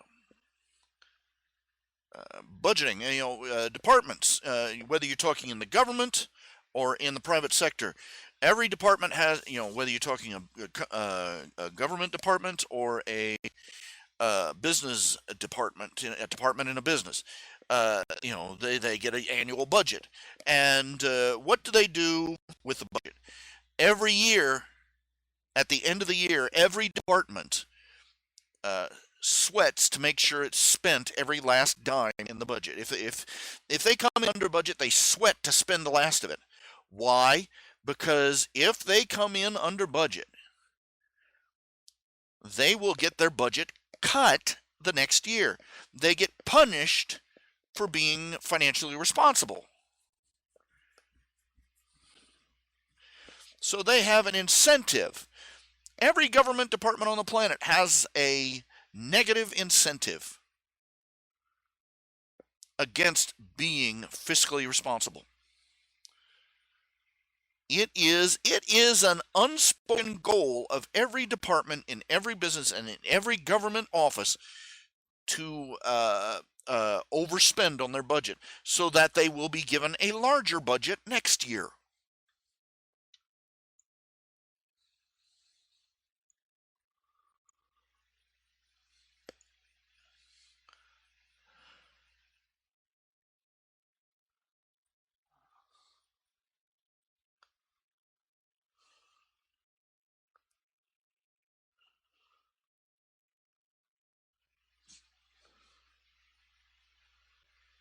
This is our world.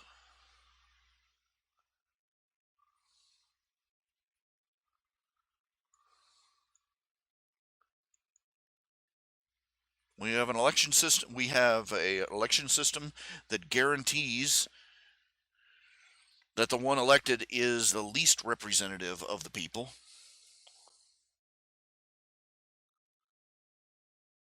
We have an education system that guarantees that anyone educated past a certain minimal point is penalized.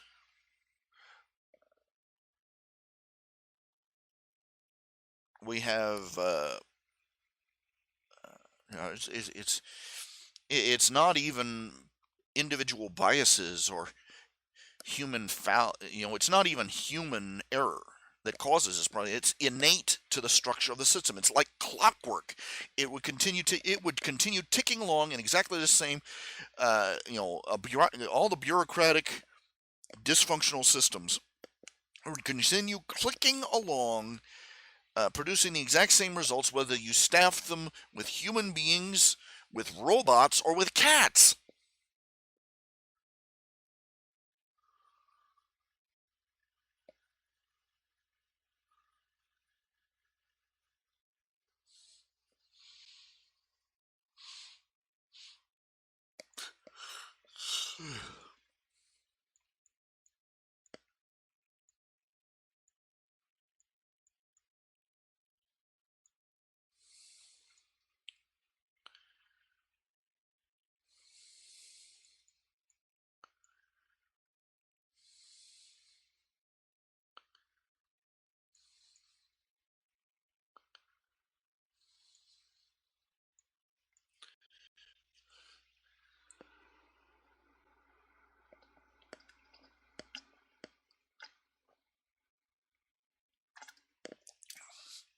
This is what you can't get through to somebody when you're explaining communism or socialism or collectivism or any of the other variations of Marxism.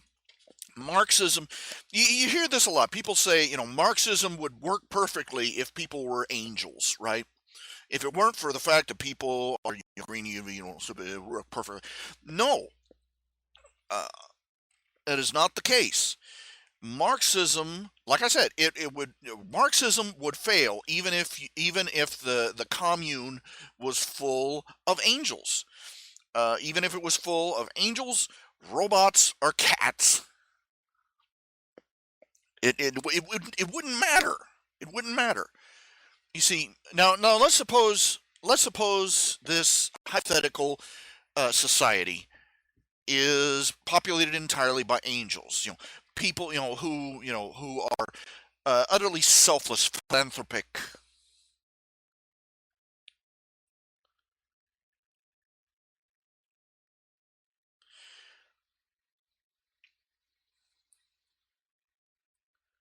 Altruistic, which is not a virtue. It's a very deformed understanding of virtue.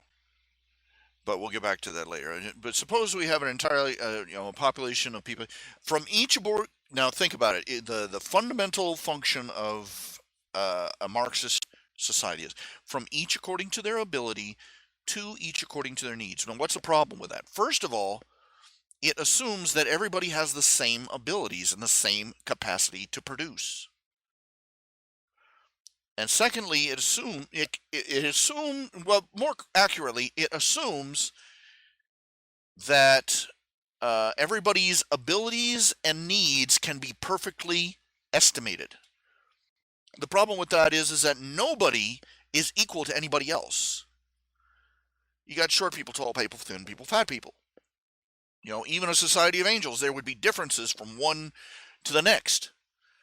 Some would be able to produce more, some would be able to produce less, some would be able to, would be better at art than science. Some would be better at farming than, farming than painting, and on and on and on. And what's more, we're not even equal to ourselves from 1 hour to the next.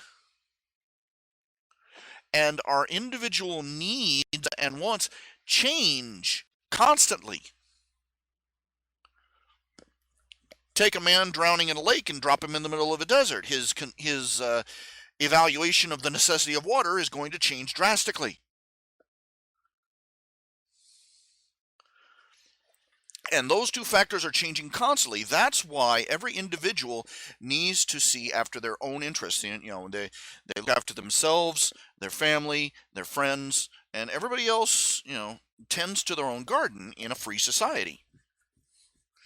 In a totalitarian society, it requires an entity, a dictator, a party, a coalition, a bureau, a committee, what have you, an office, something to determine what everybody's needs are and what their ability to produce is, and to demand that exact amount for each person constantly. And that's the problem. The original purpose of Marxism was to create a classless society where nobody had any power over anybody else. The problem is, it's not who makes the money, it's not who spends the money, it's who decides how the money is distributed. And in a free society, the person who makes the money is the one who decides how it's expended. In a Marxist state, which is a de facto slave state, a faceless entity decides for you. And that is inescapable. Even in a society of angels, communist angels, they would still have that problem, because one angel, the littlest angel, would not be able to produce as much work or labor as the biggest.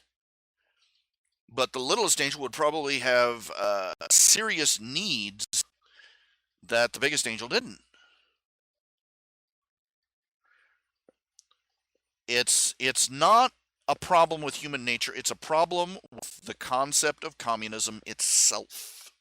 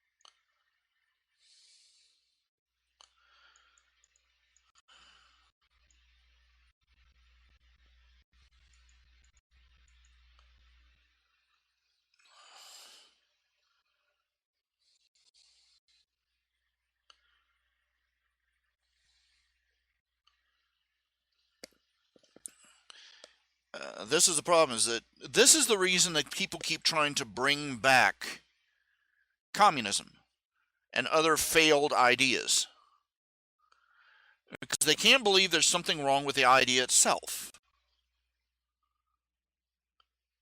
They would much rather blame it on the fact, oh, those people back then weren't as enlightened as us. We're much nobler now. We're much more advanced now. We're much more evolved now.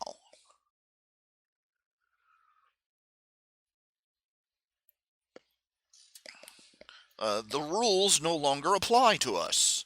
We have sprouted halos and angel wings out of our behinds, and now we're flying off to the moon. Whee! Where we'll set up a Marxist utopia, and the Starship Enterprise will fly off to outer space, and we'll be run by the United Nations, and we'll all have ice cream 3 times a day. Because Marxism is such a noble, wonderful idea. No, it's not. From each according to their ability, to each according to their need, correctly translated is steal from those who produce and give to those who don't.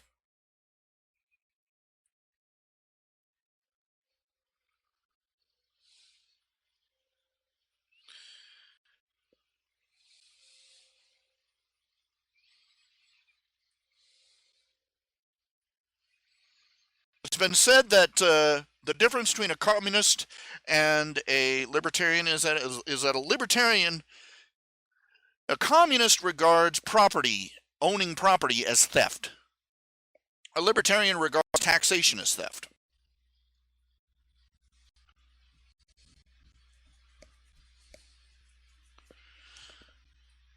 It basically means is that the libertarian owns stuff and he says, mine. Don't take it. And the government comes in and says, mine, and steals it.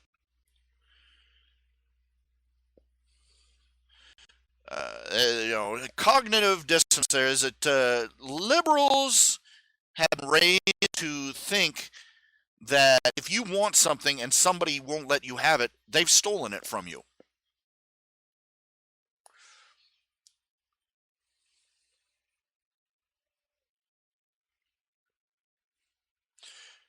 You're like a little toddler. They're like toddlers. You bring them into. You ever had a toddler? And you go through the store and they pick something up on the shelf. Mine.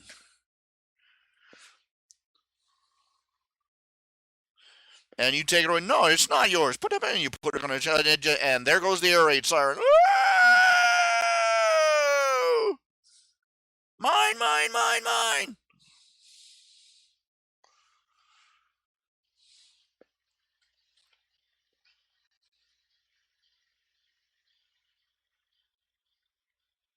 And they just hate you forever because you're so mean.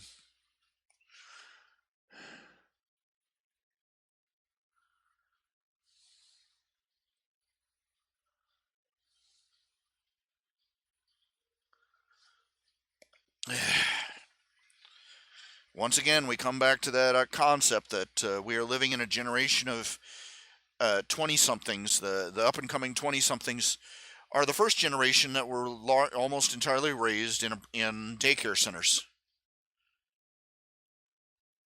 And their development is still arrested at that stage, where they have to throw a tantrum to get any attention from an authority figure, and they know no other way to interact.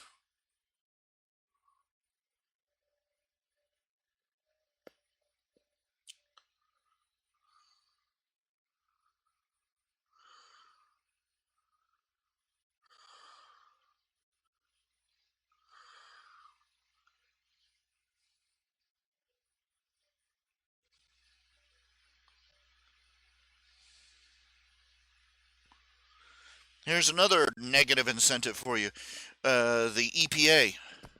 Oh, that's a scam and a half. They come onto your property. They look around, pretend that there's tell you that there's an endangered species on there, and tell you sell us your, and then they condemn it. You can never sell the land again, and then they wait. This is what the EPA does. The EPA. This is how they raise money. It's a money scam. They come in, They get your property declared wetlands or a national preserve for Bigfoot. That actually happened in Washington State. And then they sit back and wait while your property value drops through the floor because you can't build on it, you can't do anything with it.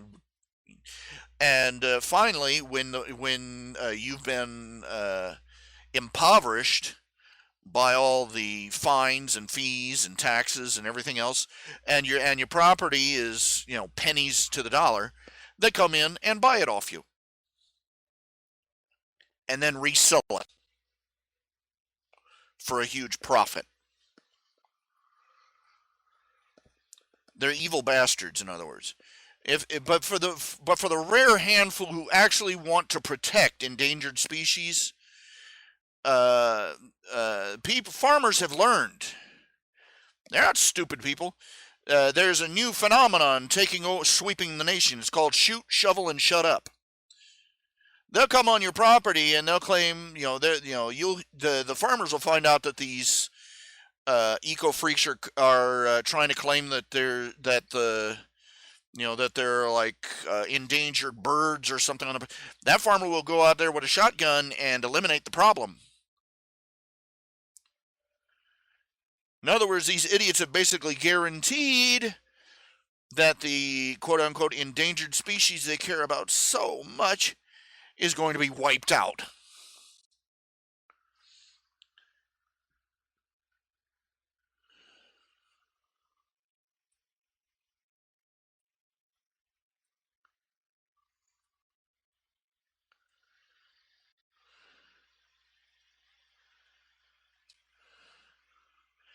You put a farmer where he has to choose between his family and livelihood and the fate of a bunch of vermin.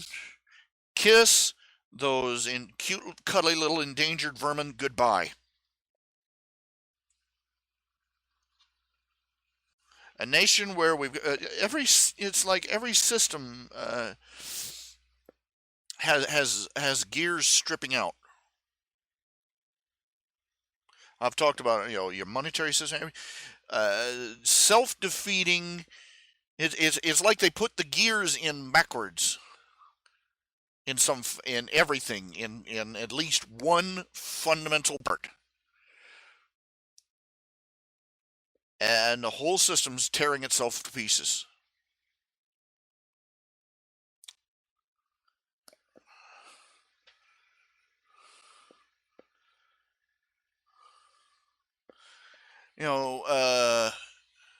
There's a quote by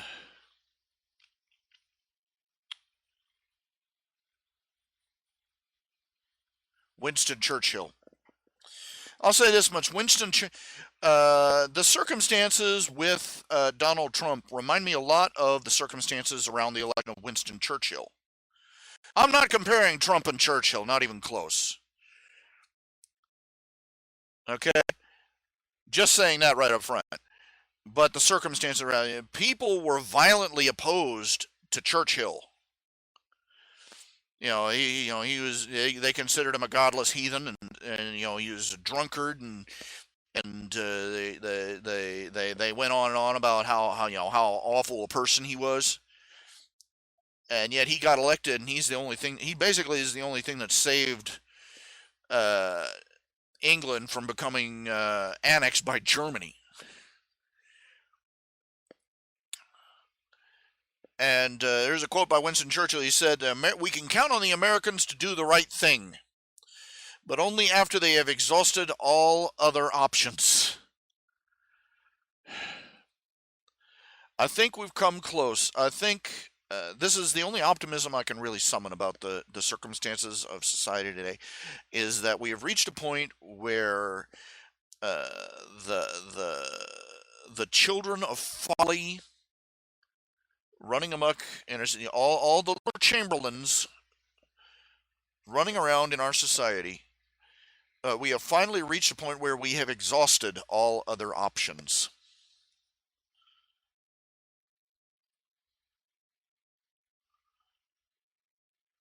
I suspect under any what terrifies me is the fact that Trump may very well be the best man for the job right now.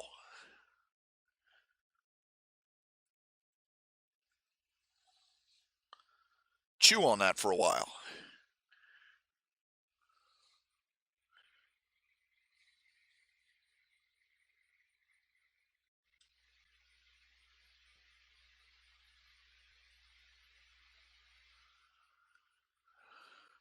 He may disappoint us all. He may horrify us all. He may get in power and be a disaster.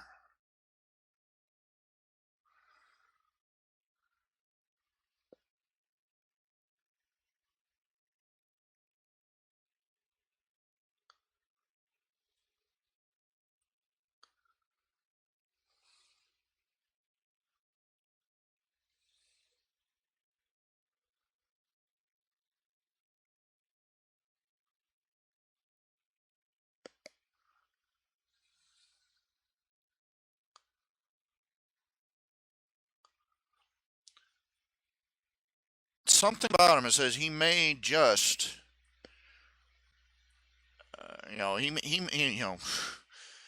when the plane is crashing, you don't want to wait for a perfect pilot. You want whoever has the ability to get that dang plane down, landed, and not exploded. You know what I'm saying?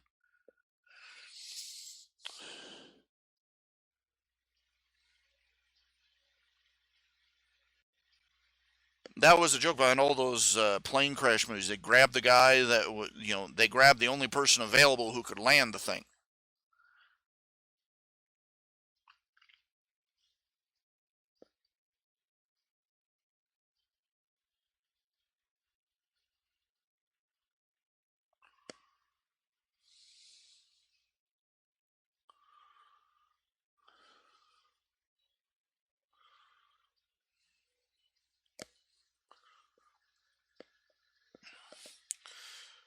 Uh, the man, let's face it, he's written dozens of best-selling books, which isn't really saying much. But he's also started and successfully run hundreds of businesses all across the United States and across the world. He's a multi-millionaire. And when he said, they made fun of him. He started out with a small seed fund from his father, just a small $1 million loan. But look what he's turned it into. You give every last one of these people that are mocking Trump for saying that, if you gave them $1 million, they'd spend it all on malt 40s within a year. They'd buy a limo. They'd buy a bunch of cars, and they'd buy a limo, and they'd buy a mansion, and they'd party, and they'd burn it up within a year.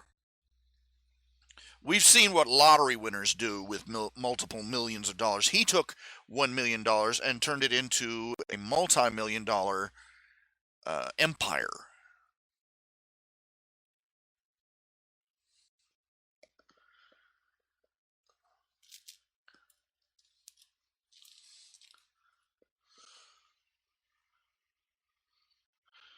So he's not stupid. What's driving him crazy? I've said this so many times. He's not angelic. He is not. I don't know if he's a Christian or not. We've survived people who only claim to be Christian. Just on face value, being in the White House, we've had people from every denomination, and people were basically the only time they appeared in a church was for a photo op. They carry, even Bill Clinton carried a big black Bible under his arm and went to, come on. And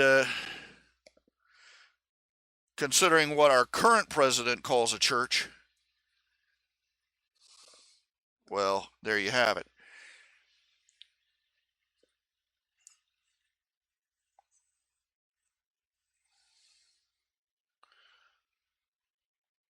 We'll survive a secular leader. We've already done it before.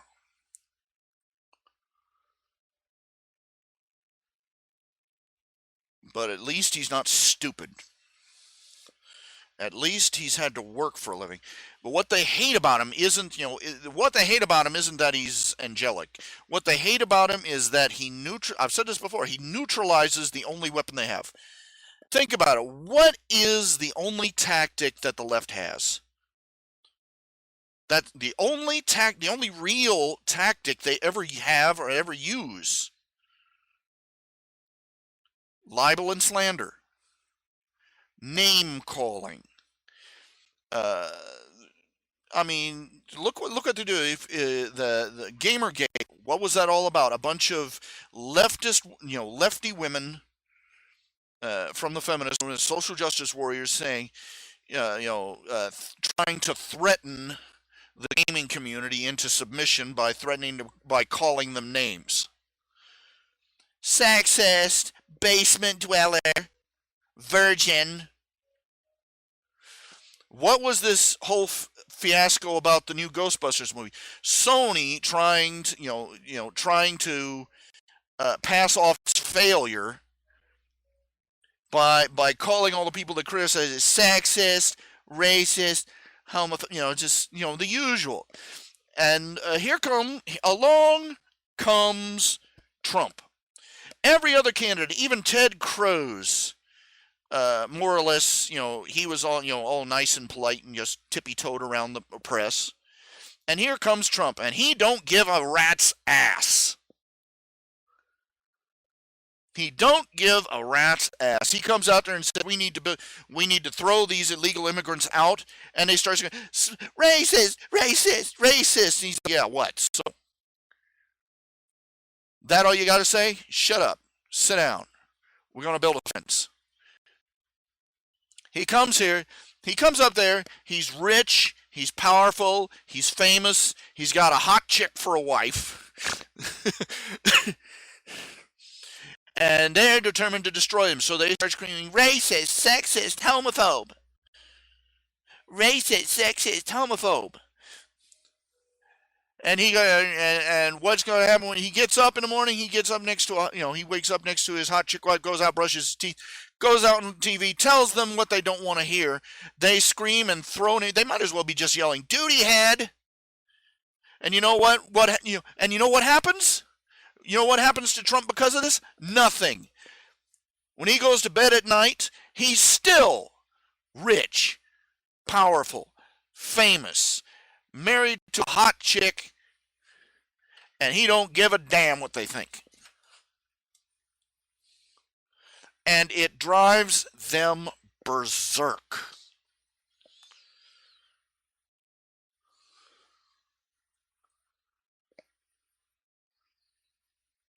They're like every bitchy woman that's ever lived.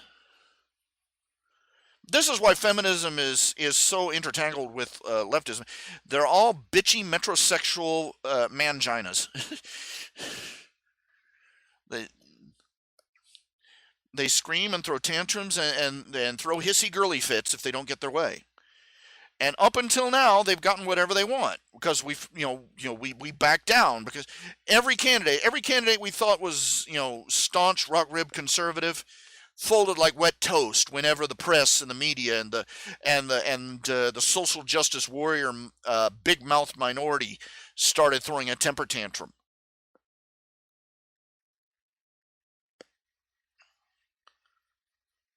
Like Perot.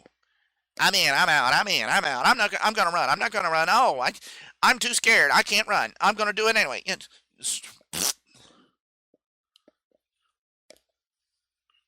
How many supposedly how many people of supposed wrong conviction fell by the wayside before the primaries were even in,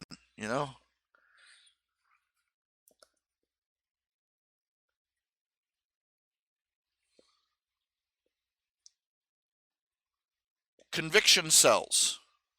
Confidence sells. And Trump is nothing if not confident. If he wins, he's president. If he loses, he's a multimillionaire with a hot chick for waiting in bed for him. They can't do anything to him, and he doesn't care.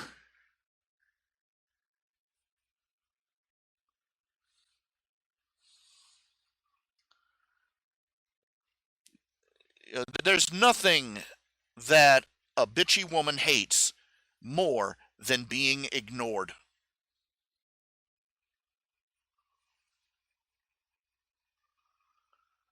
That's all the Democrats are, bitchy women.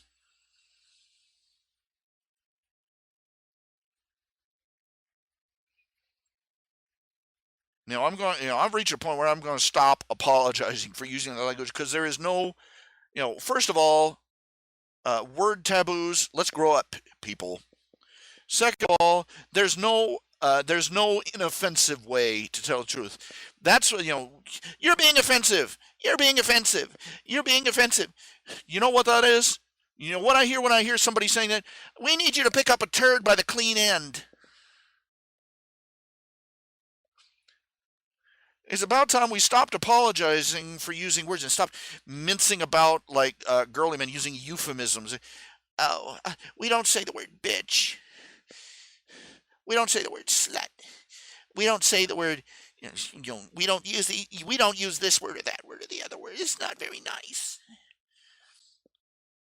Yeah, well, the word bitch isn't very nice because being a bitch isn't a nice thing.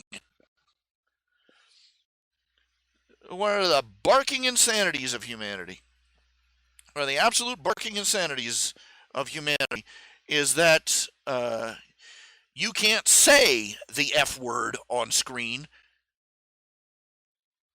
on TV, but you got people doing it right on screen all the time.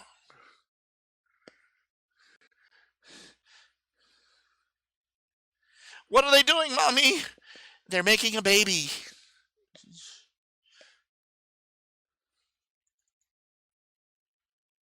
Is that what she means by riding like a wild stallion?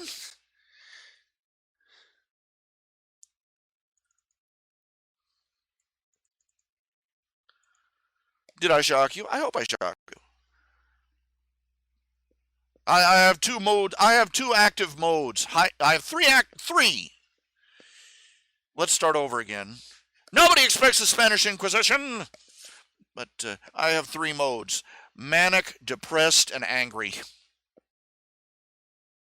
Okay.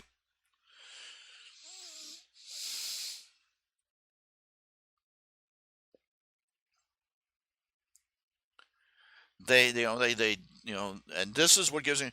I would say this much. Trump was bottom of the list of my choices for a Republican candidate.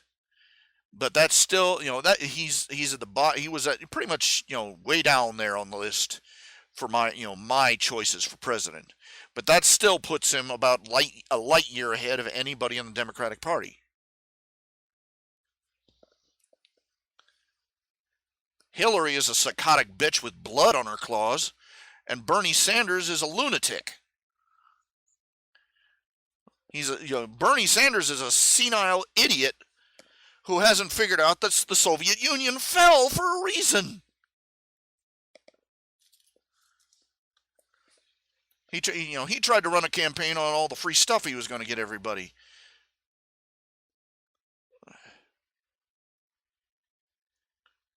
Even that couldn't save him from what Hillary had planned for him.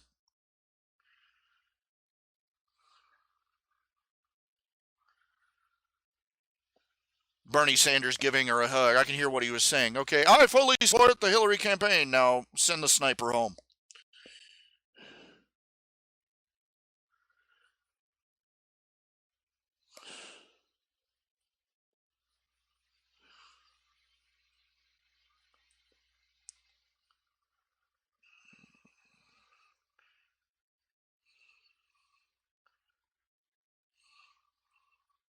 She was grasping for power. She is a greedy, power-grabbing uh, hellbat. Even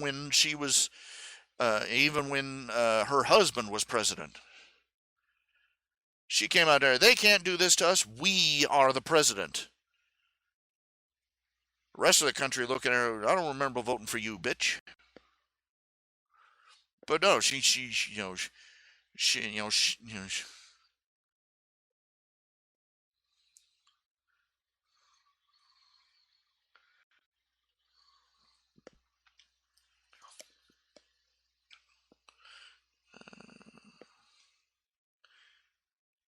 other age, she'd be hanging out with Marie Antoinette and Lucretia Borgia.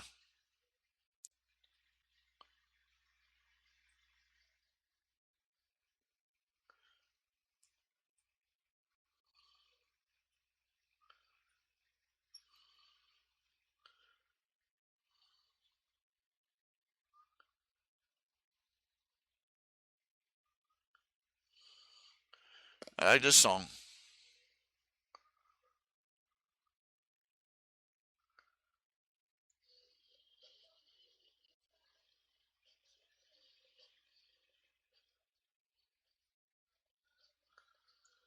Okay, it's 10 o'clock. Did not get hardly, I didn't get nothing done today. Not tonight.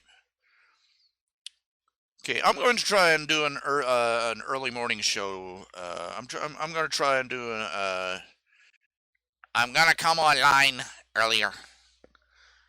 Try and get online early in the morning because temperature thing. Well, let me check the let me check the weather. See what the weather's going to be. Weather.com. I hear that there's this one area. There's this one valley where I think it's like where the Amazon. I forget where it is. I think it's in South America. The Amazon flows into the ocean.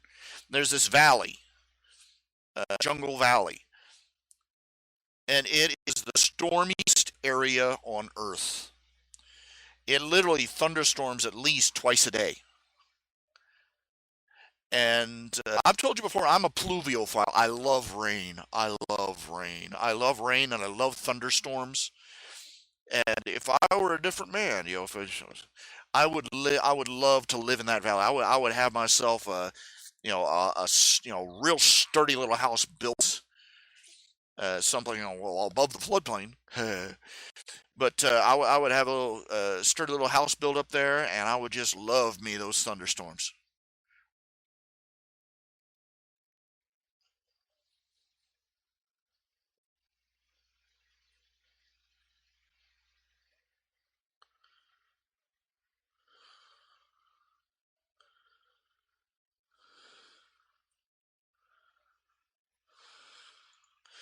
Okay, it is currently 78 degrees.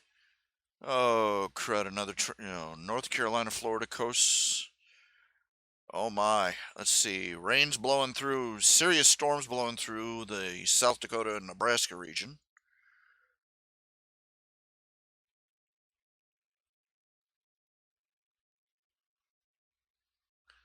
Uh, Hawaii's got some volcanic eruptions going on. Cool.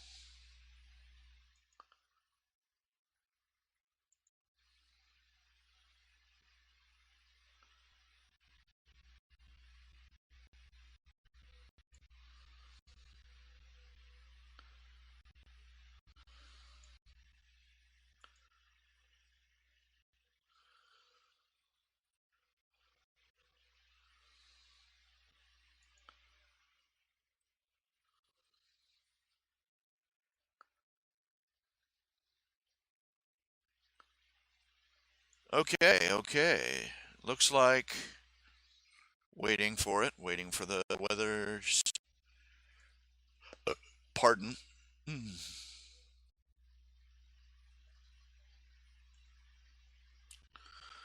Okay, we're gonna hit some thunderstorms late tonight. About does say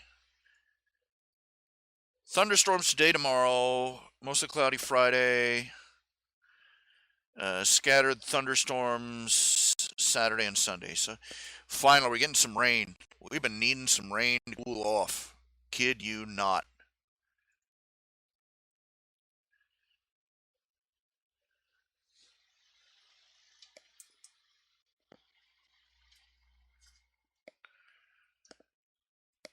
Okay, come on, come on, come on. Show me the hourly weather. Okay, it's currently 9. Well,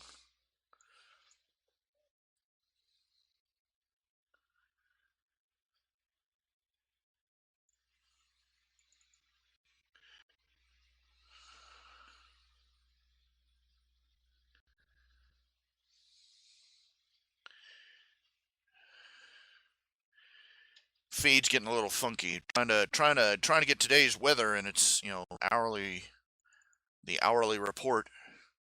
Find out when these storms are supposed to fly up my rear end. It's currently 78 degrees, feels like 78, with a potential low of 71. Well, I've really acclimated. I can remember when 70 felt hot.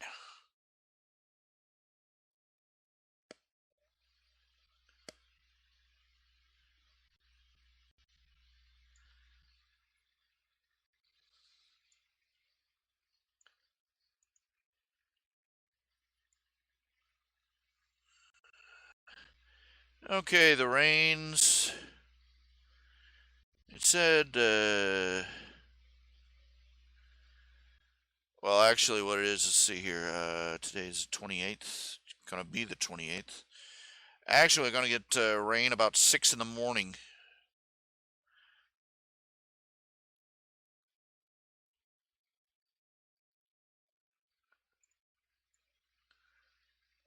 I can live with it. Scattered thunderstorms starting at about 6 in the morning.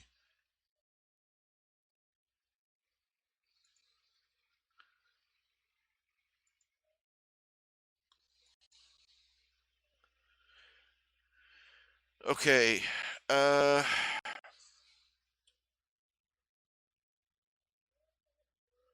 let's get a little bit done. I wanted to do a strip. I wanted to do a comic strip for today. I'm just out of ideas. Well,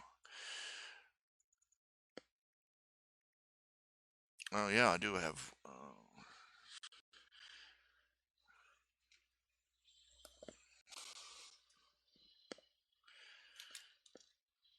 I got one more strip to do for that commission.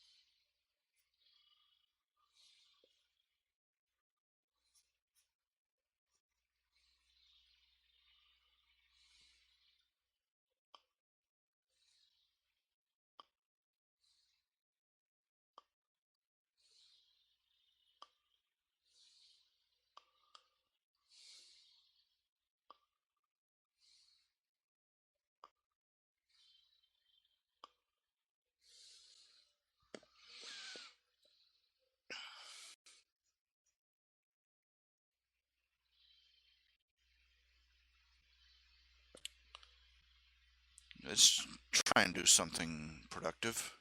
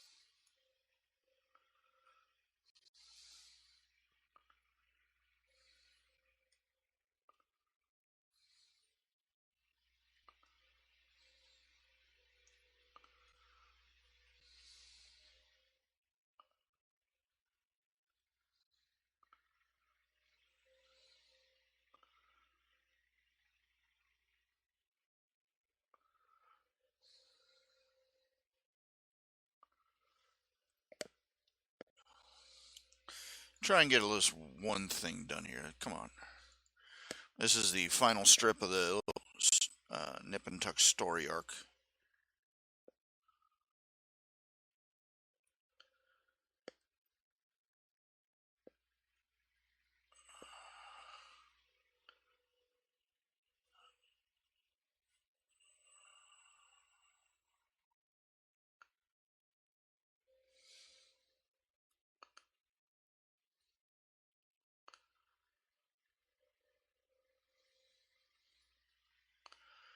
This is old school. How many kids out there are going to even know what a film camera looks like? This occurs to me just now. Uh,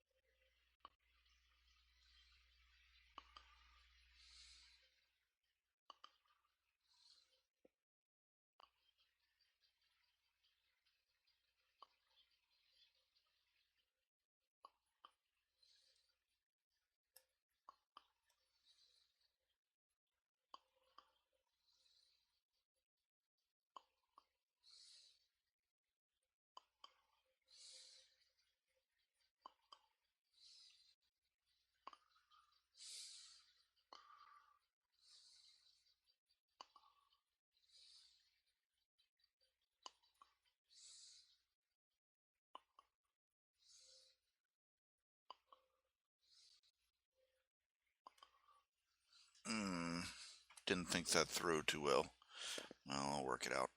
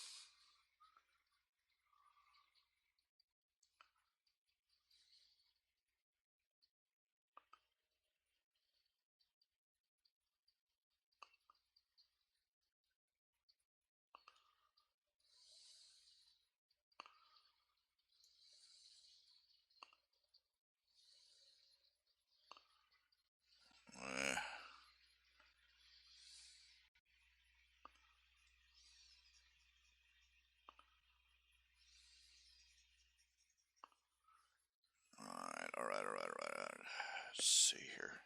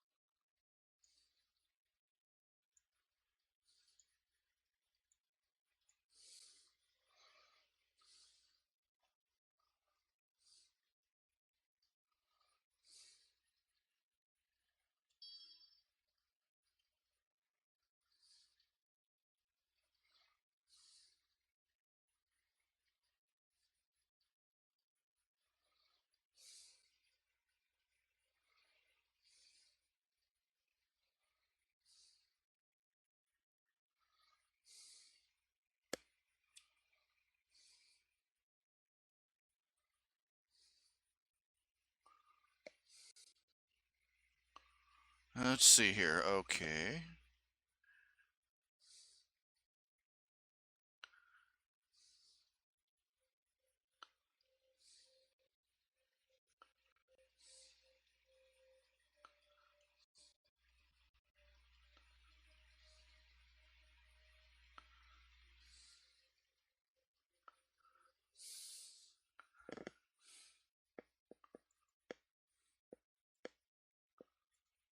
No, I could have sworn there was another one before that, after that one.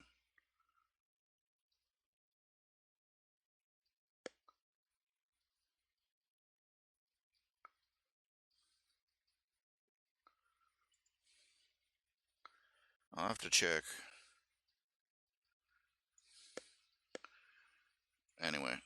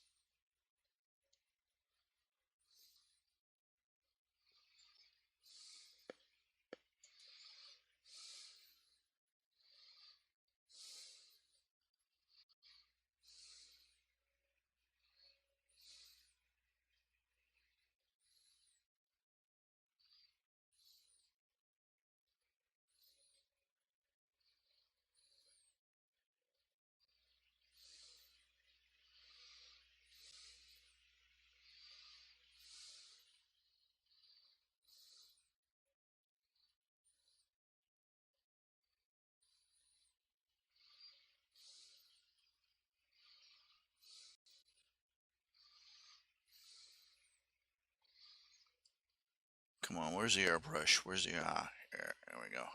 Keep losing some of my tools, right?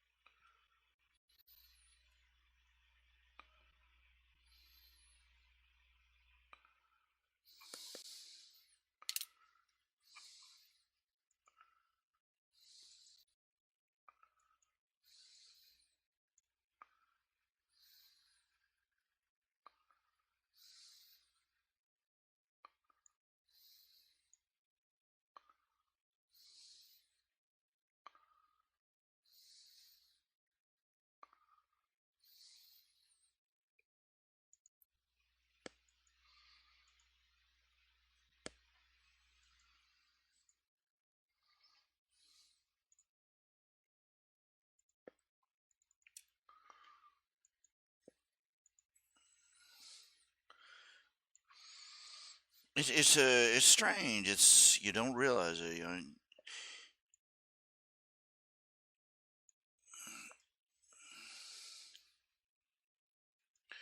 You don't realize how much things have changed until they point out to you. At least layer, merge with layer below.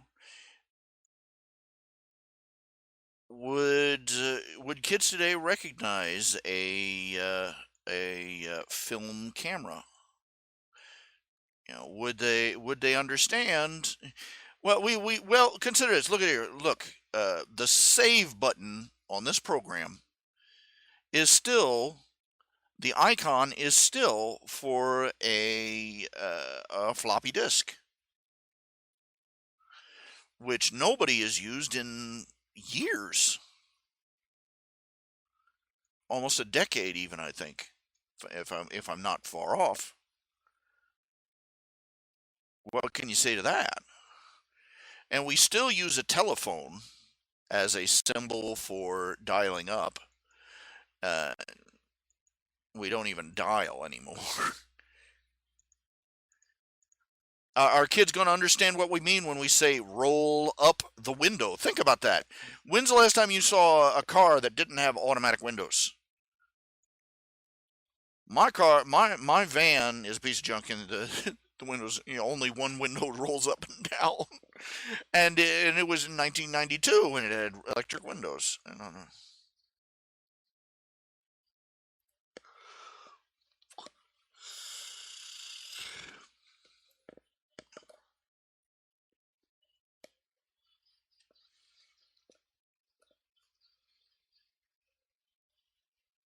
Let me see here.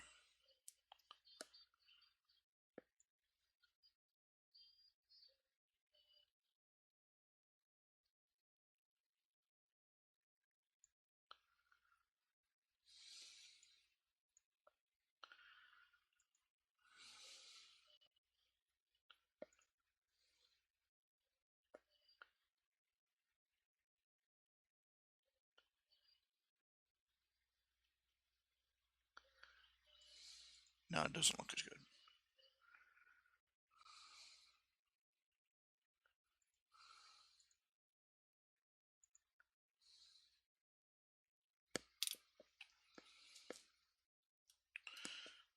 All right.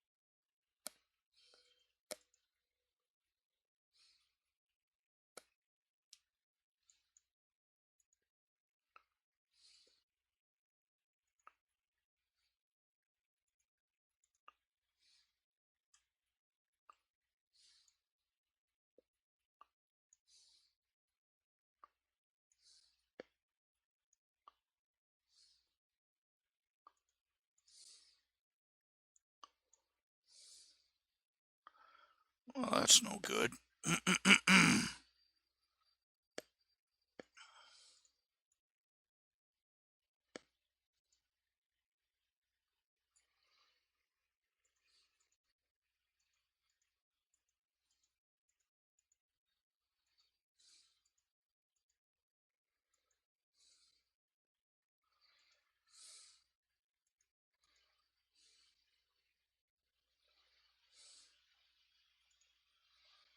Let's see here.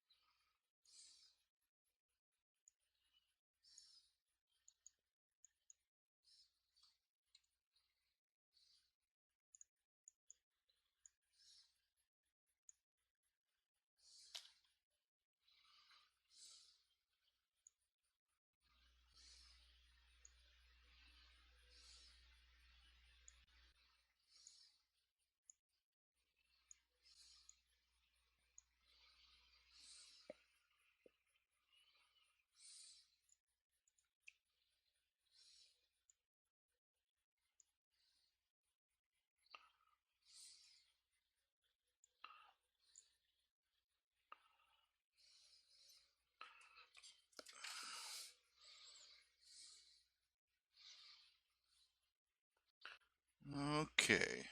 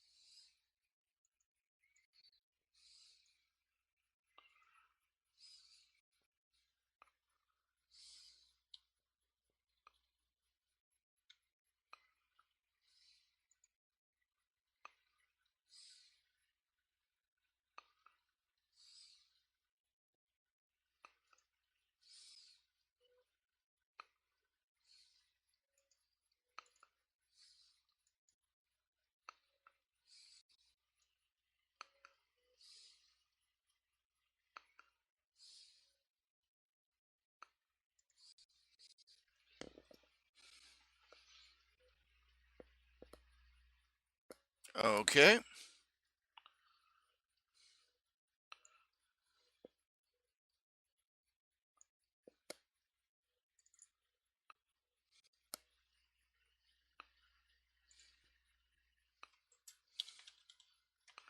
Now we download. Now upload it.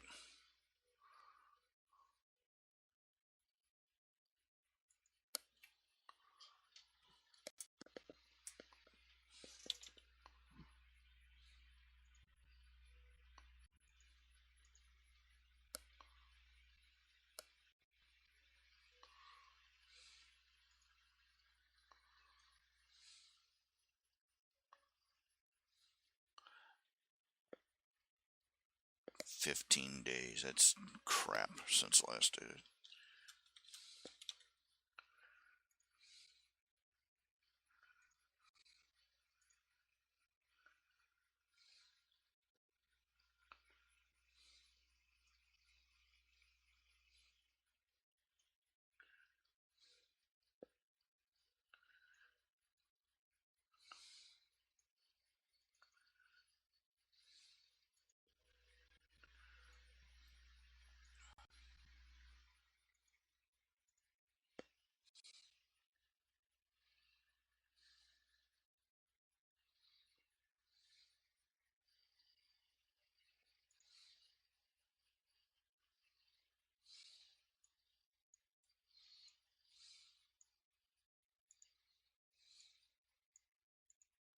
There we go.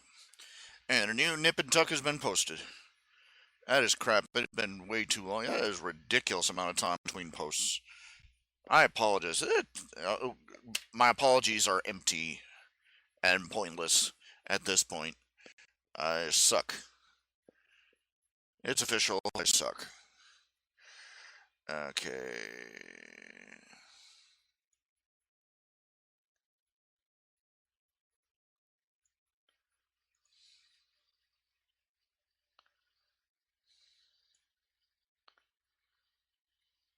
Okay, Ack. No thanks. Trash.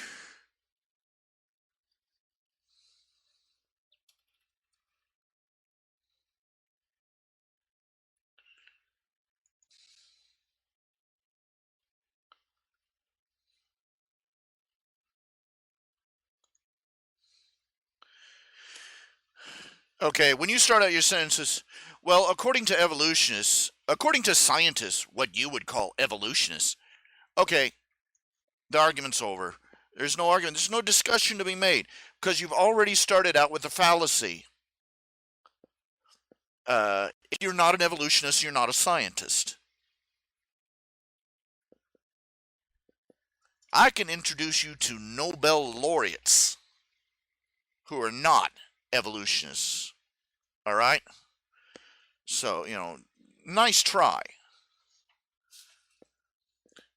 That's called poisoning the well. Well, if you don't agree with this, you're not really a scientist.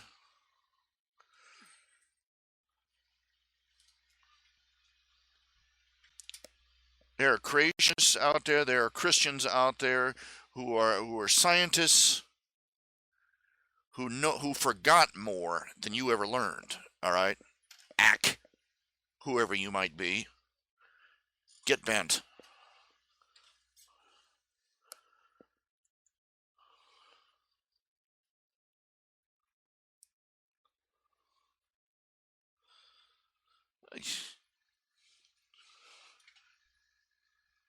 I get tired of this. This is just some hot topic 4chan, low information voter, S2 baby coming out there calling anybody who doesn't, just implying that the only people who are real scientists are evolutionists. Well, I can, I can play I can play the expert witness game too. There are entire organizations full of lettered scientists, people with doctorates, all right? Masters and doctorates and, PhDs who say who dispute the claim of the evolutionary hypothesis. So back off. know nothing. I'm not even going to give you time to speak because you already started out your argument with a fallacy. Forget it.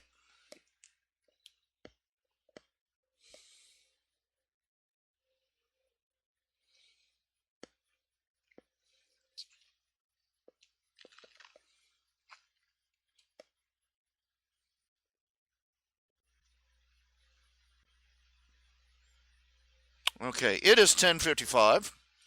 There's a new strip posted, which is a sad commentary. That's just sad. Okay, I'm going to be trying to run another show tomorrow earlier in the day, hopefully when it's still cool from the rain, so I don't roast. But I'll see you all tomorrow. I'll Twitter it and I'll Facebook it and everything else so you know that I'm on the air. I'll catch you all then. Y'all have a good night. Say a prayer for me, because God knows I can use as many as I can get. Y'all take care. This has been Spleen Squeezins. Good night.